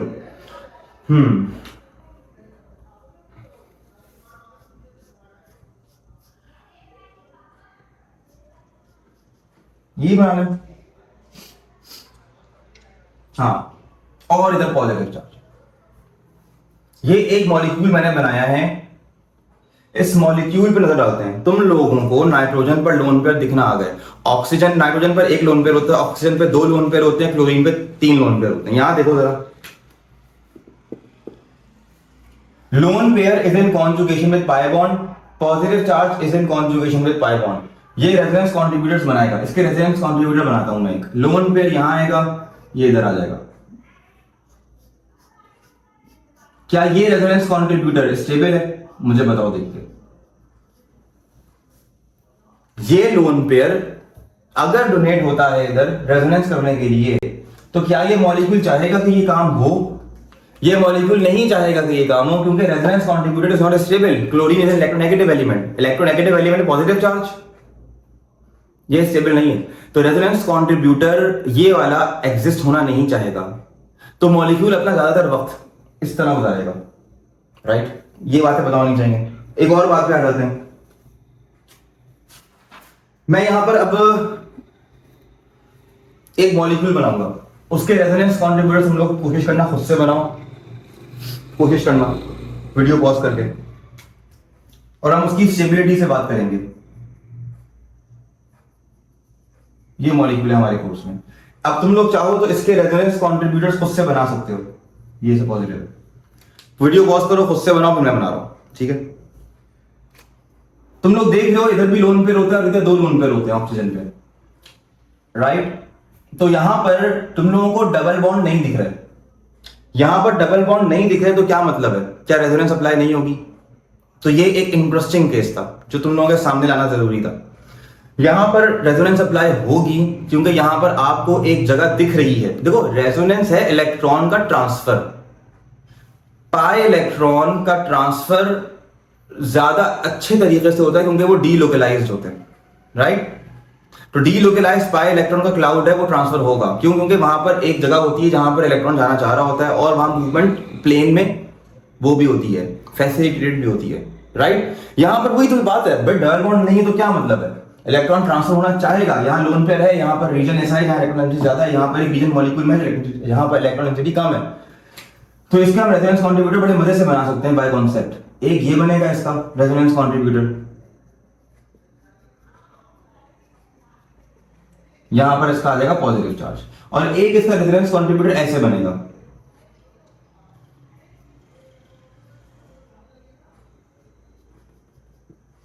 जिसमें इधर पॉजिटिव चार्ज होगा।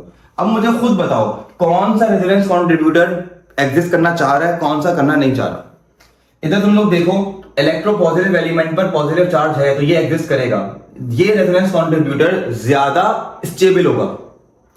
यहां पर देखो एक इलेक्ट्रोनेगेटिव एलिमेंट पर पॉजिटिव चार्ज है, ये रेजोनेंस कंट्रीब्यूटर एग्जिस्ट नहीं करना चाहेगा, तो ये बहुत कम कंट्रीब्यूशन देगा ओरिजिनल मॉलिक्यूल को, स्ट्रक्चर को। ओरिजिनल मॉलिक्यूल का स्ट्रक्चर ज्यादातर जो कंट्रीब्यूशन देगा वो ये रेजोनेंस कंट्रीब्यूटर देगा। कोई मसला? तो बस यही है कि मुख्तलिफ केसेस सामने आते रहेंगे, तुम लोगों को इस टॉपिक में ज्यादा कमांड आती रहेगी। आगे बढ़ते हैं। और स्ट्रक्चर्स, सारा गेम स्ट्रक्चर्स का। ऑर्गेनिक केमिस्ट्री में कभी भी एक बात याद रखना, तुम लोगों को पूछने की जरूरत नहीं है कि टीचर स्ट्रक्चर बनाए या नहीं बनाए। जहां चांस लगे वहां स्ट्रक्चर्स बनाने, स्ट्रक्चर्स बनाने में देरी नहीं किया करो, स्ट्रक्चर्स बनाने में आलसी नहीं किया करो, स्ट्रक्चर से दूर नहीं भागा करो। ऑर्गेनिक केमिस्ट्री को अगर चाहिए तुम्हें कमांड चाहिए तो स्ट्रक्चर्स के अंदर मजीद घुसा करो, ठीक है। जो जितने ज्यादा स्ट्रक्चर्स एक्सपीरियंस करेगा, इमेजिन करेगा, वो उतना ही ज्यादा अच्छा जाएगा ऑर्गेनिक केमिस्ट्री में, ठीक है। आगे बढ़ते हैं और स्ट्रक्चर देखते हैं। बड़ा इंटरेस्टिंग है। विनाइल बेंजीन, विनाइल बेंजीन बनाते हैं, इसके रेजोनेंस बहुत सारे बनेंगे, तो अच्छी प्रैक्टिस हो जाएगी हमारी और नई बातें सामने आएंगी।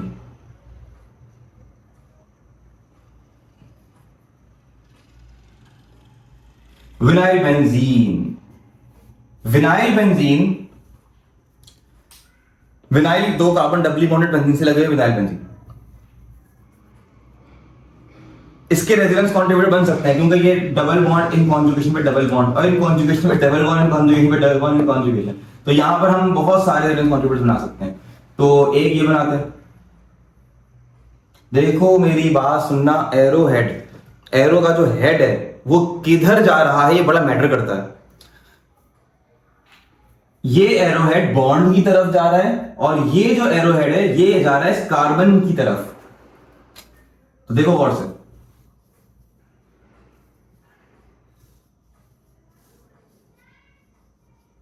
इसको नहीं छेड़ा, इसको नहीं छेड़ा, देख रहे हो। ये अगर मैं एरो हेड यहां नहीं करता बल्कि इधर कर देता तो इसका मतलब होता ये, जो कि सरासर गलत होता। समझ आ रही है बात? एरो हेड कहां जा रहा है तुम्हारा? कार्बन की तरफ। फिर आते हैं इसका, तुम लोगों का लगता है यहां पर आके कहानी खत्म हो जाएगी। ये डबल बॉन्ड तो बनाया नहीं मैंने। तुम लोग लगता है यहां पर आके कहानी खत्म हो जाएगी, negative is in conjugation with pi bond, ये कहानी आगे बढ़ेगी। फिर देखो हेड कहां बन रहा है, एक और स्ट्रक्चर बन गया। चलो भाई इसका, ये मैं क्यों पढ़ा, ये वाला स्ट्रक्चर मैंने क्यों कराया, अभी थोड़ी देर में चल जाएगा। ये डबल बॉन्ड यहां आ गया, इधर आ गया, और ये डबल बॉन्ड इधर चला गया। ये बॉन्ड ऐसे का ऐसे। वंस अगेन कॉन्जुगेशन पॉसिबल है, रेजोनेंस पॉसिबल है।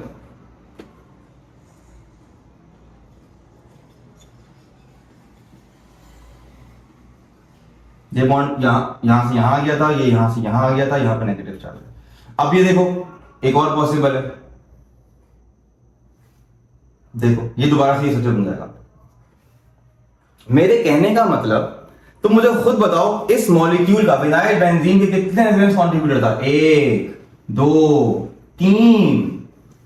कोई ऐसा मॉलिक्यूल कि जिसके 3 रेजोनेंस कंट्रीब्यूटर है, और कोई ऐसा मॉलिक्यूल जिसका एक भी रेजोनेंस कंट्रीब्यूटर नहीं है या 3 से कम है, बराबर नहीं हो सकते। मॉलिक्यूल को अच्छा लगता है मुख्तलिफ सिनेरियोज में अपने आप को रखना, मॉलिक्यूल को बहुत अच्छा लगता है ये। वो मॉलिक्यूल बोर हो जाता है एक फॉर्म में रहकर, इस तरह समझो। जब उसको बहुत सारी कंट्रीब्यूटर्स मिलते हैं ना, जितने ज्यादा कंट्रीब्यूटर मिलते हैं वो उतना खुश रहता है। तो वो मॉलिक्यूल के जिसके रेजोनेंस कंट्रीब्यूटर ज्यादा हैं, उस मॉलिक्यूल के बराबर नहीं हो सकते जिसके रेजोनेंस कंट्रीब्यूटर है ही नहीं या कम है। तो स्टेबल मॉलिक्यूल कौन होता है? कि जिसके रेजोनेंस कंट्रीब्यूटर ज्यादा होते हैं। ये वाली बात भी याद रखना। तो अगर कोई मॉलिक्यूल है और तुम देखना चाह रहे हो कि ये रेजोनेंस कंट्रीब्यूटर बनाना चाहेगा नहीं चाहेगा, तो तुम उसके कंट्रीब्यूटर्स गिन लो। ये दूसरा रूल है। पहला रूल क्या है? Charge separation, charge right, charge on correct atom. दूसरा रूल है कि और ज्यादा ऑर्गेनिक, ज्यादा कंट्रीब्यूटर्स बन रहे हैं तो ज्यादा स्टेबल होगा, ज्यादा चाहेगा कि वो ये काम करे। ठीक है, बात यहां खत्म नहीं होती है, बात शुरू होती है। और बात यूं शुरू होती है कि रेजोनेंस कंट्रीब्यूटर्स आपको बताते हैं कि एटम का नेचर क्या है। अब मुझे खुद, सॉरी, मॉलिक्यूल का नेचर क्या है। तो मुझे खुद बताओ कि मैं सिर्फ और सिर्फ रेजोनेंस इफेक्ट की बेसिस, मैं तुम लोगों से अभी ये बात पूछूं कि एसिटिक एसिड ज्यादा एसिडिक है या फिनॉल ज्यादा एसिडिक है या अल्कोहल ज्यादा एसिडिक है, तुम लोगों को तो ऑर्गेनिक केमिस्ट्री पता ही नहीं है इन चीजों की। तुम लोगों को तो रिएक्शन एसिडिक नेचर अल्कोहल का पता है, एसिडिक नेचर फिनॉल का पता है। तुम लोगों को तो सिर्फ एसिटिक एसिड पता है, वो भी इसलिए पता है कि उसके नाम में एसिड आता है और उसमें कार्बोक्सिलिक एसिड है।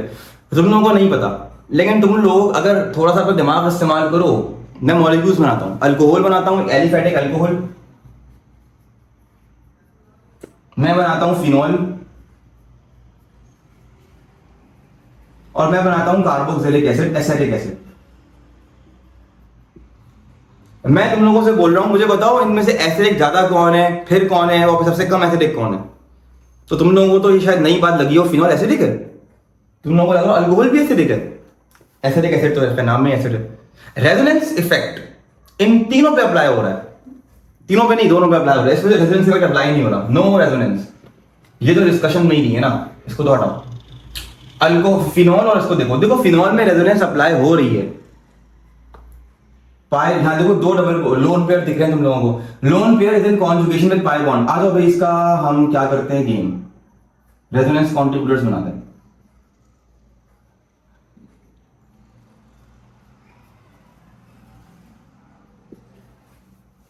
रेजोनेंस कॉन्ट्रीब्यूटर बन रहा है और बन रहा है,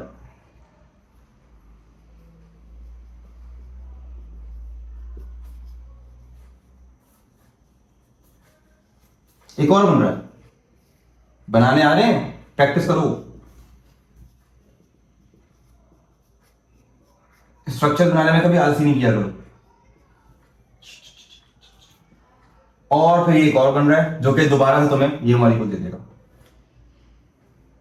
फिनॉल भी चाहेगा, क्या चाहेगा, अपने रेजोनेंस कॉन्ट्रीब्यूटर्स बनाना। और अगर हम एसिटिक एसिड पर हैं, इधर भी रेजोनेंस हो रही है, हो रही है।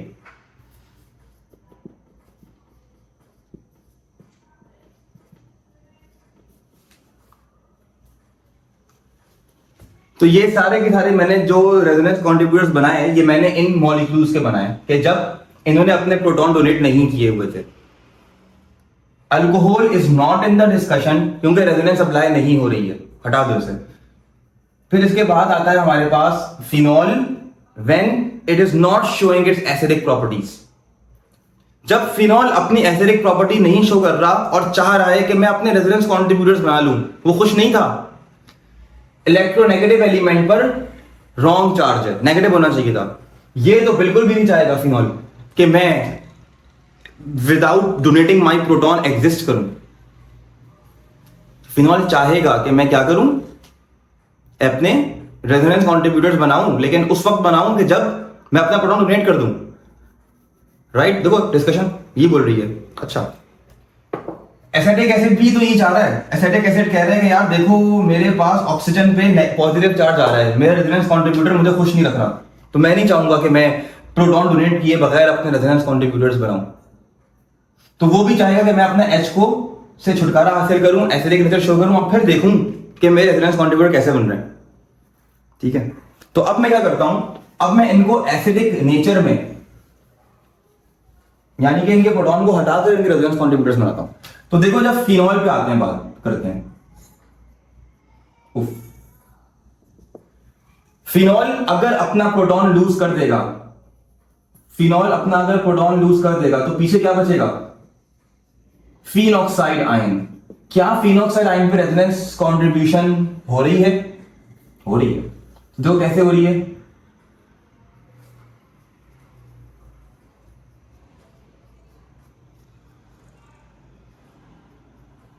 एक और हो रही है,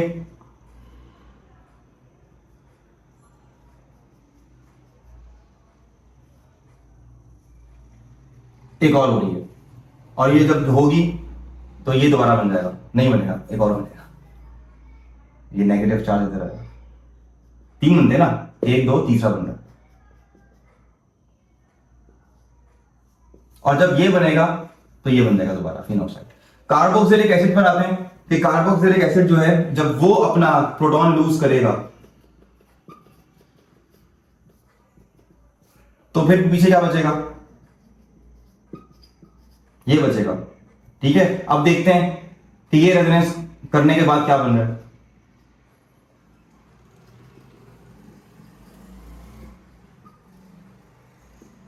ये बन रहा है।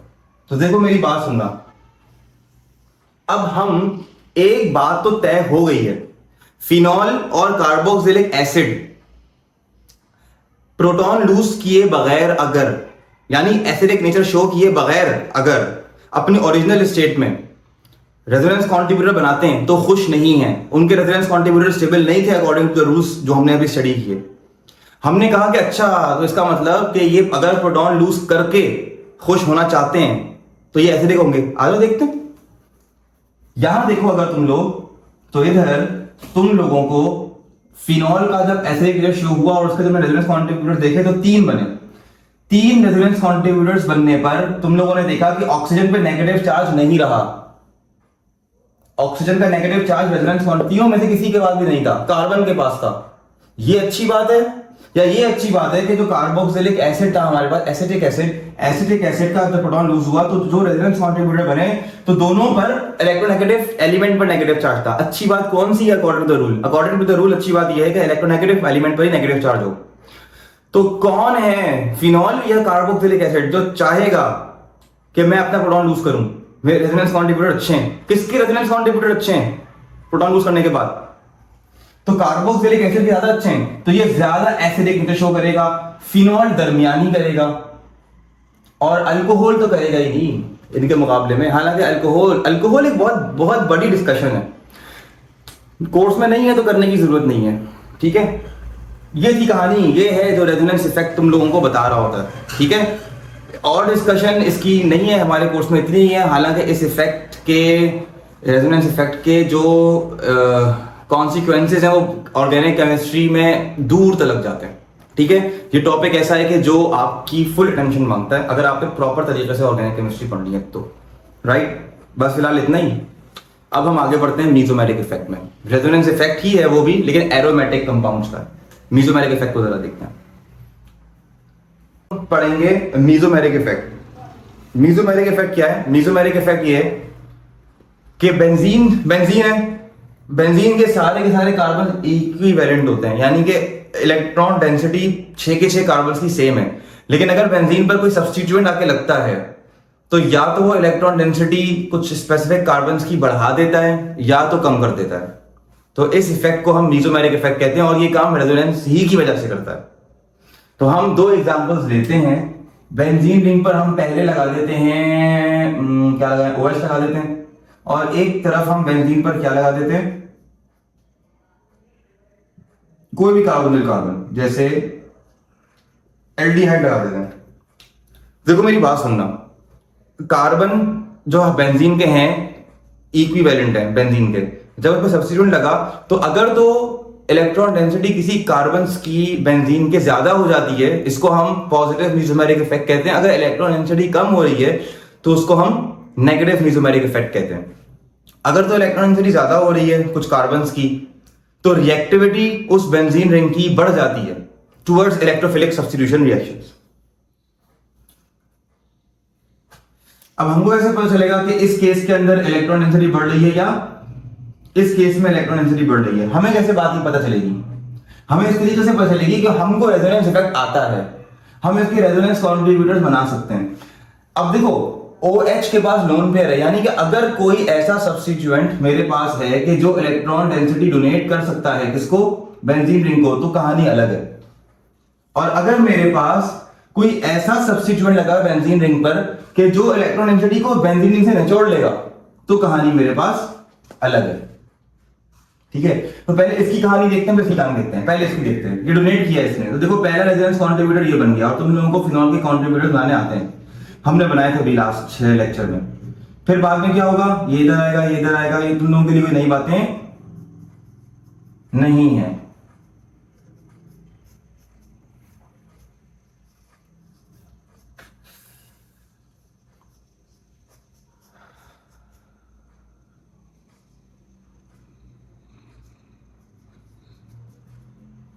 बेंजीन की तरह ये कार्बन देखो, एक ये वाला कार्बन देखो, एक ये वाला कार्बन देखो, एक ये वाला कार्बन देखो। मैंने कहा था ना कि ओरिजिनल फिनॉल का स्ट्रक्चर होगा, वो कंट्रीब्यूशन होगी एक्चुअली इन तीनों स्ट्रक्चर्स की। इस स्ट्रक्चर पे इस कार्बन पर इलेक्ट्रॉन डेंसिटी ज्यादा है, इस स्ट्रक्चर पे इस कार्बन पर इलेक्ट्रॉन डेंसिटी ज्यादा है, और इस पर इधर। तो देखो देखा जाए तो अगर मैं फिनॉल का एक स्ट्रक्चर बनाऊं, यानी कि हाइब्रिड स्ट्रक्चर फिनॉल का, तो एक्चुअली उसपे इस कार्बन पे इस कार्बन और इस कार्बन, ये जो मैं इस कर रहा हूं एक्चुअली इनके नाम है।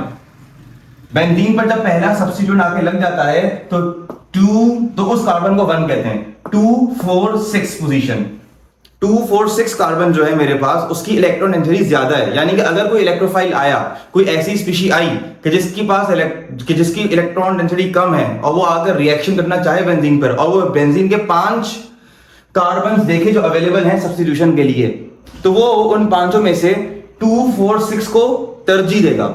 तो हमको पता चल गया मीसोमेरिक इफेक्ट की वजह से कि बेंजीन पे अगर फिनॉल लगता है, या जरूरी नहीं है कि उस पर अल्कोहल हो, कोई भी ऐसा सब्स्टिट्यूएंट जो इलेक्ट्रॉन डोनेट कर सके बेंजीन को, तो वो पॉजिटिव मीसोमेरिक इफेक्ट की वजह से 2 4 6 पोजीशन पे लगना चाहेगा, राइट। तो हमको अब पता चला कि फिनॉल का ये फिनॉल जो है यानी अल्कोहल जो है वो क्यों ऑर्थो पैरा डायरेक्टर है, क्योंकि 2 4 6 पोजीशन को ऑर्थो और पैरा पोजीशन कहते हैं। 2 और 6 को ऑर्थो कहते हैं और 4 को पैरा कहते हैं। अब अगर हम कहें कि अच्छा एक और केस भी तो पॉसिबल है नेगेटिव मीसोमेरिक इफेक्ट का, और अब अगर बेंजीन रिंग पर कोई इलेक्ट्रोफाइल आकर अटैक करना चाहेगा, तो अब वो कौन से कार्बन को तरजीह देगा, देखते हैं। इसके रेजोनेंस कॉन्ट्रीब्यूटर्स बनाते हैं। ये डबल बॉन्ड इधर ले लिया तो ये डबल बॉन्ड इधर आ जाएगा, देखो जरा क्या होता है।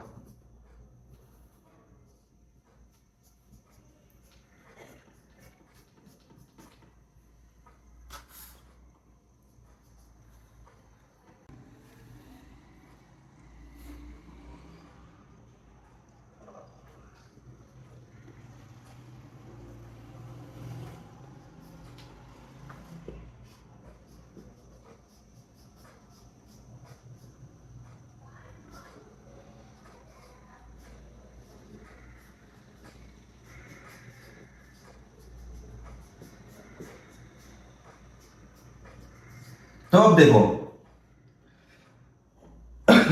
देखो हमारे पास ये जो 3 कंट्रीब्यूटर्स हैं, ये तीनों के तीनों का हाइब्रिड अगर मैं करूं और बेंजल्डिहाइड को दोबारा बनाऊं, इसका नाम बेंजल्डिहाइड है,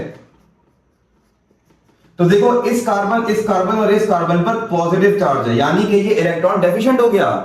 तो अगर नेगेटिव मीसोमेरिक इफेक्ट की वजह से बेंजीन रिंग के 2 4 6 यानी ऑर्थो और पैरा पोजीशन पर इलेक्ट्रॉन डेंसिटी कम हो रही है उस सब्स्टिट्यूएंट के लगने की वजह से, और इलेक्ट्रोफाइल आता है, इलेक्ट्रोफाइल के पास तो खुद इलेक्ट्रॉन डेंसिटी कम है, वो तो चाहता है ऐसी जगह ढूंढना कि जहां पर इलेक्ट्रॉन ज्यादा हो, तो क्या वो इधर ऑर्थो और पैरा पोजीशन पे आके सब्स्टिट्यूशन रिएक्शन देगा?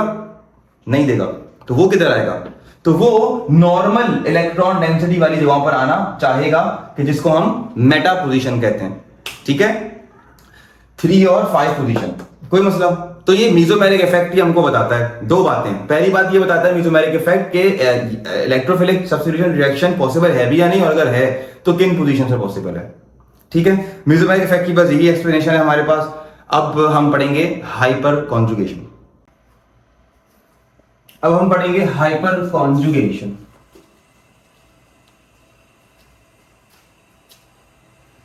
अब एक मॉलिक्यूल और भी है, बेंजीन।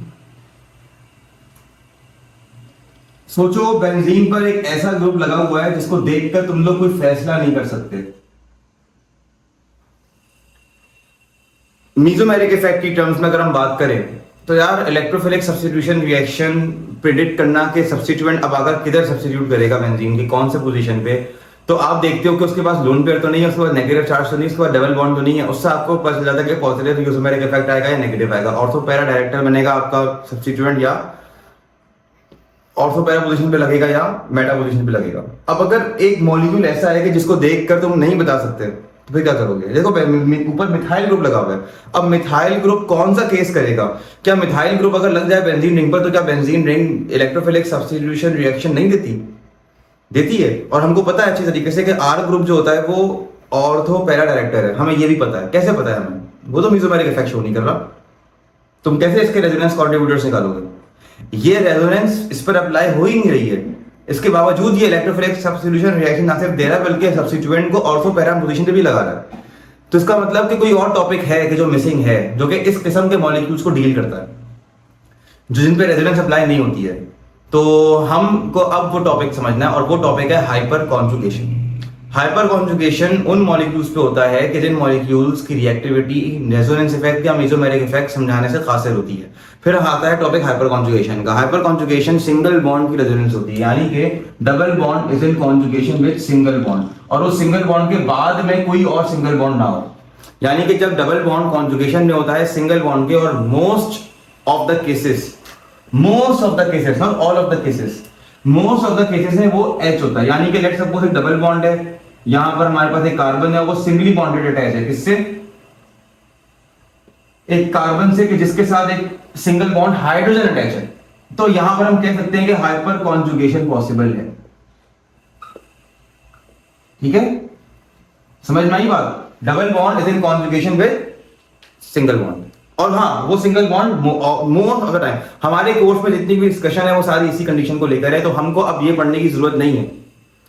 किस पे पढ़ने की जरूरत नहीं है? इसकी दूसरी कंडीशंस पे। हाइपर कॉन्जुगेशन उन मॉलिक्यूल्स पे भी एप्लीकेबल होती है जिसके अंदर डबल बॉन्ड कॉन्जुगेशन में होता है एम्प्टी डी ऑर्बिटल के। हमको पढ़ने की जरूरत नहीं है वो। ठीक है, वैकेंट डी ऑर्बिटल से भी हाइपर कॉन्जुगेशन हो जाती है अगर वो डबल बॉन्ड से कॉन्जुगेशन में हो। तो और कंडीशंस भी हैं, हमें उस पर जाने की जरूरत नहीं है। हमें जो है सिर्फ इसी पर रहना है कि डबल बॉन्ड अगर कॉन्जुगेशन में है एक सिंगल बॉन्ड का, वो सिंगल बॉन्ड हाइड्रोजन का है, तो फिर हाइपर कॉन्जुगेशन अप्लाई हो जाती है। ठीक है, मिथाइल उनमें से एक है। Double bond is in conjugation with, अगर मैं इस H3 को ऐसे लिख दूं तो हम ये कह सकते हैं कि double bond is in conjugation with single bond. Hyper conjugation इस पे पॉसिबल है। ठीक है, अब हाइपर कॉन्जुगेशन के रेजोनेंस कंट्रीब्यूटर्स कैसे बनाते हैं तो हम इस एग्जांपल से समझ लेते हैं। ठीक है,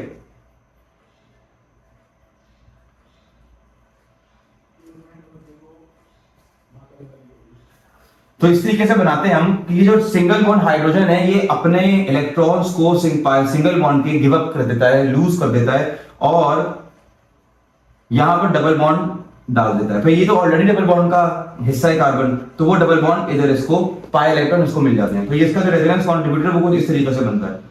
ये हाइड्रोजन अब हिस्सा नहीं रहा। हाँ, इस पर हम पॉजिटिव चार्ज लगाएंगे, नेगेटिव नहीं लगाएंगे, क्योंकि उसने अपने इलेक्ट्रॉन्स को छोड़ा है। किधर छोड़ा है? इसके पाई सिस्टम में डालने के लिए।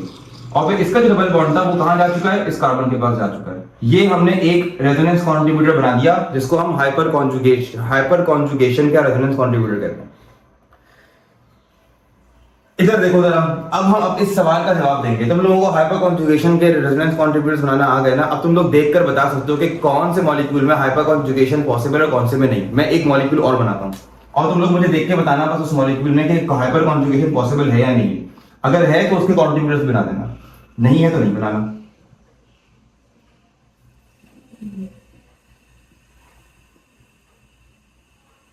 अब इसको देखो, इस मॉलिक्यूल में डबल बॉन्ड कॉन्जुगेशन में है कि सिंगल बॉन्ड के? हाँ है, सिंगल बॉन्ड है मौजूद, लेकिन क्या वो सिंगल बॉन्ड H है या सिंगल बॉन्ड CH3 है? तो देखो तीनों केसेस में सिंगल बॉन्ड CH3 है, तो इसमें हाइपर कॉन्जुगेशन पॉसिबल नहीं है। लेकिन अगर मैं क्या करूं, सेम मॉलिक्यूल दोबारा बनाऊं, लेकिन इस बार मैं एक CH3 को H से सब्स्टिट्यूट कर दूं, तो क्या यहां पर हाइपर कॉन्जुगेशन पॉसिबल है? बिल्कुल पॉसिबल है, क्योंकि double bond is in conjugation with single bond और वो सिंगल बॉन्ड हाइड्रोजन है। तो यहां पर एक हाइपर कॉन्जुगेशन का रेजोनेंस कंट्रीब्यूटर होगा।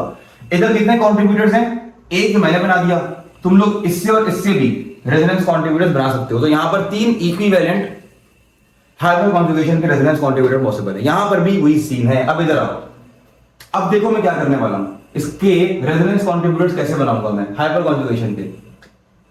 ये देखो, हाइड्रोजन ये करेगा, अपने इलेक्ट्रॉन्स को छोड़ देगा, ठीक है, और क्या करेगा? इधर डोनेट कर देगा। ये जो पाई सिस्टम है ये फिर इधर पुश हो जाएगा। तो देखो एक हाइपर कॉन्जुगेशन का रेजोनेंस कंट्रीब्यूटर तो इस तरीके से बन जाएगा।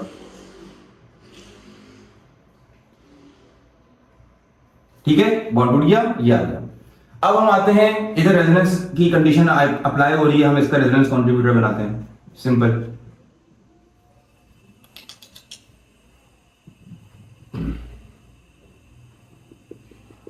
एक और रेजोनेंस कंट्रीब्यूटर बन रहा है।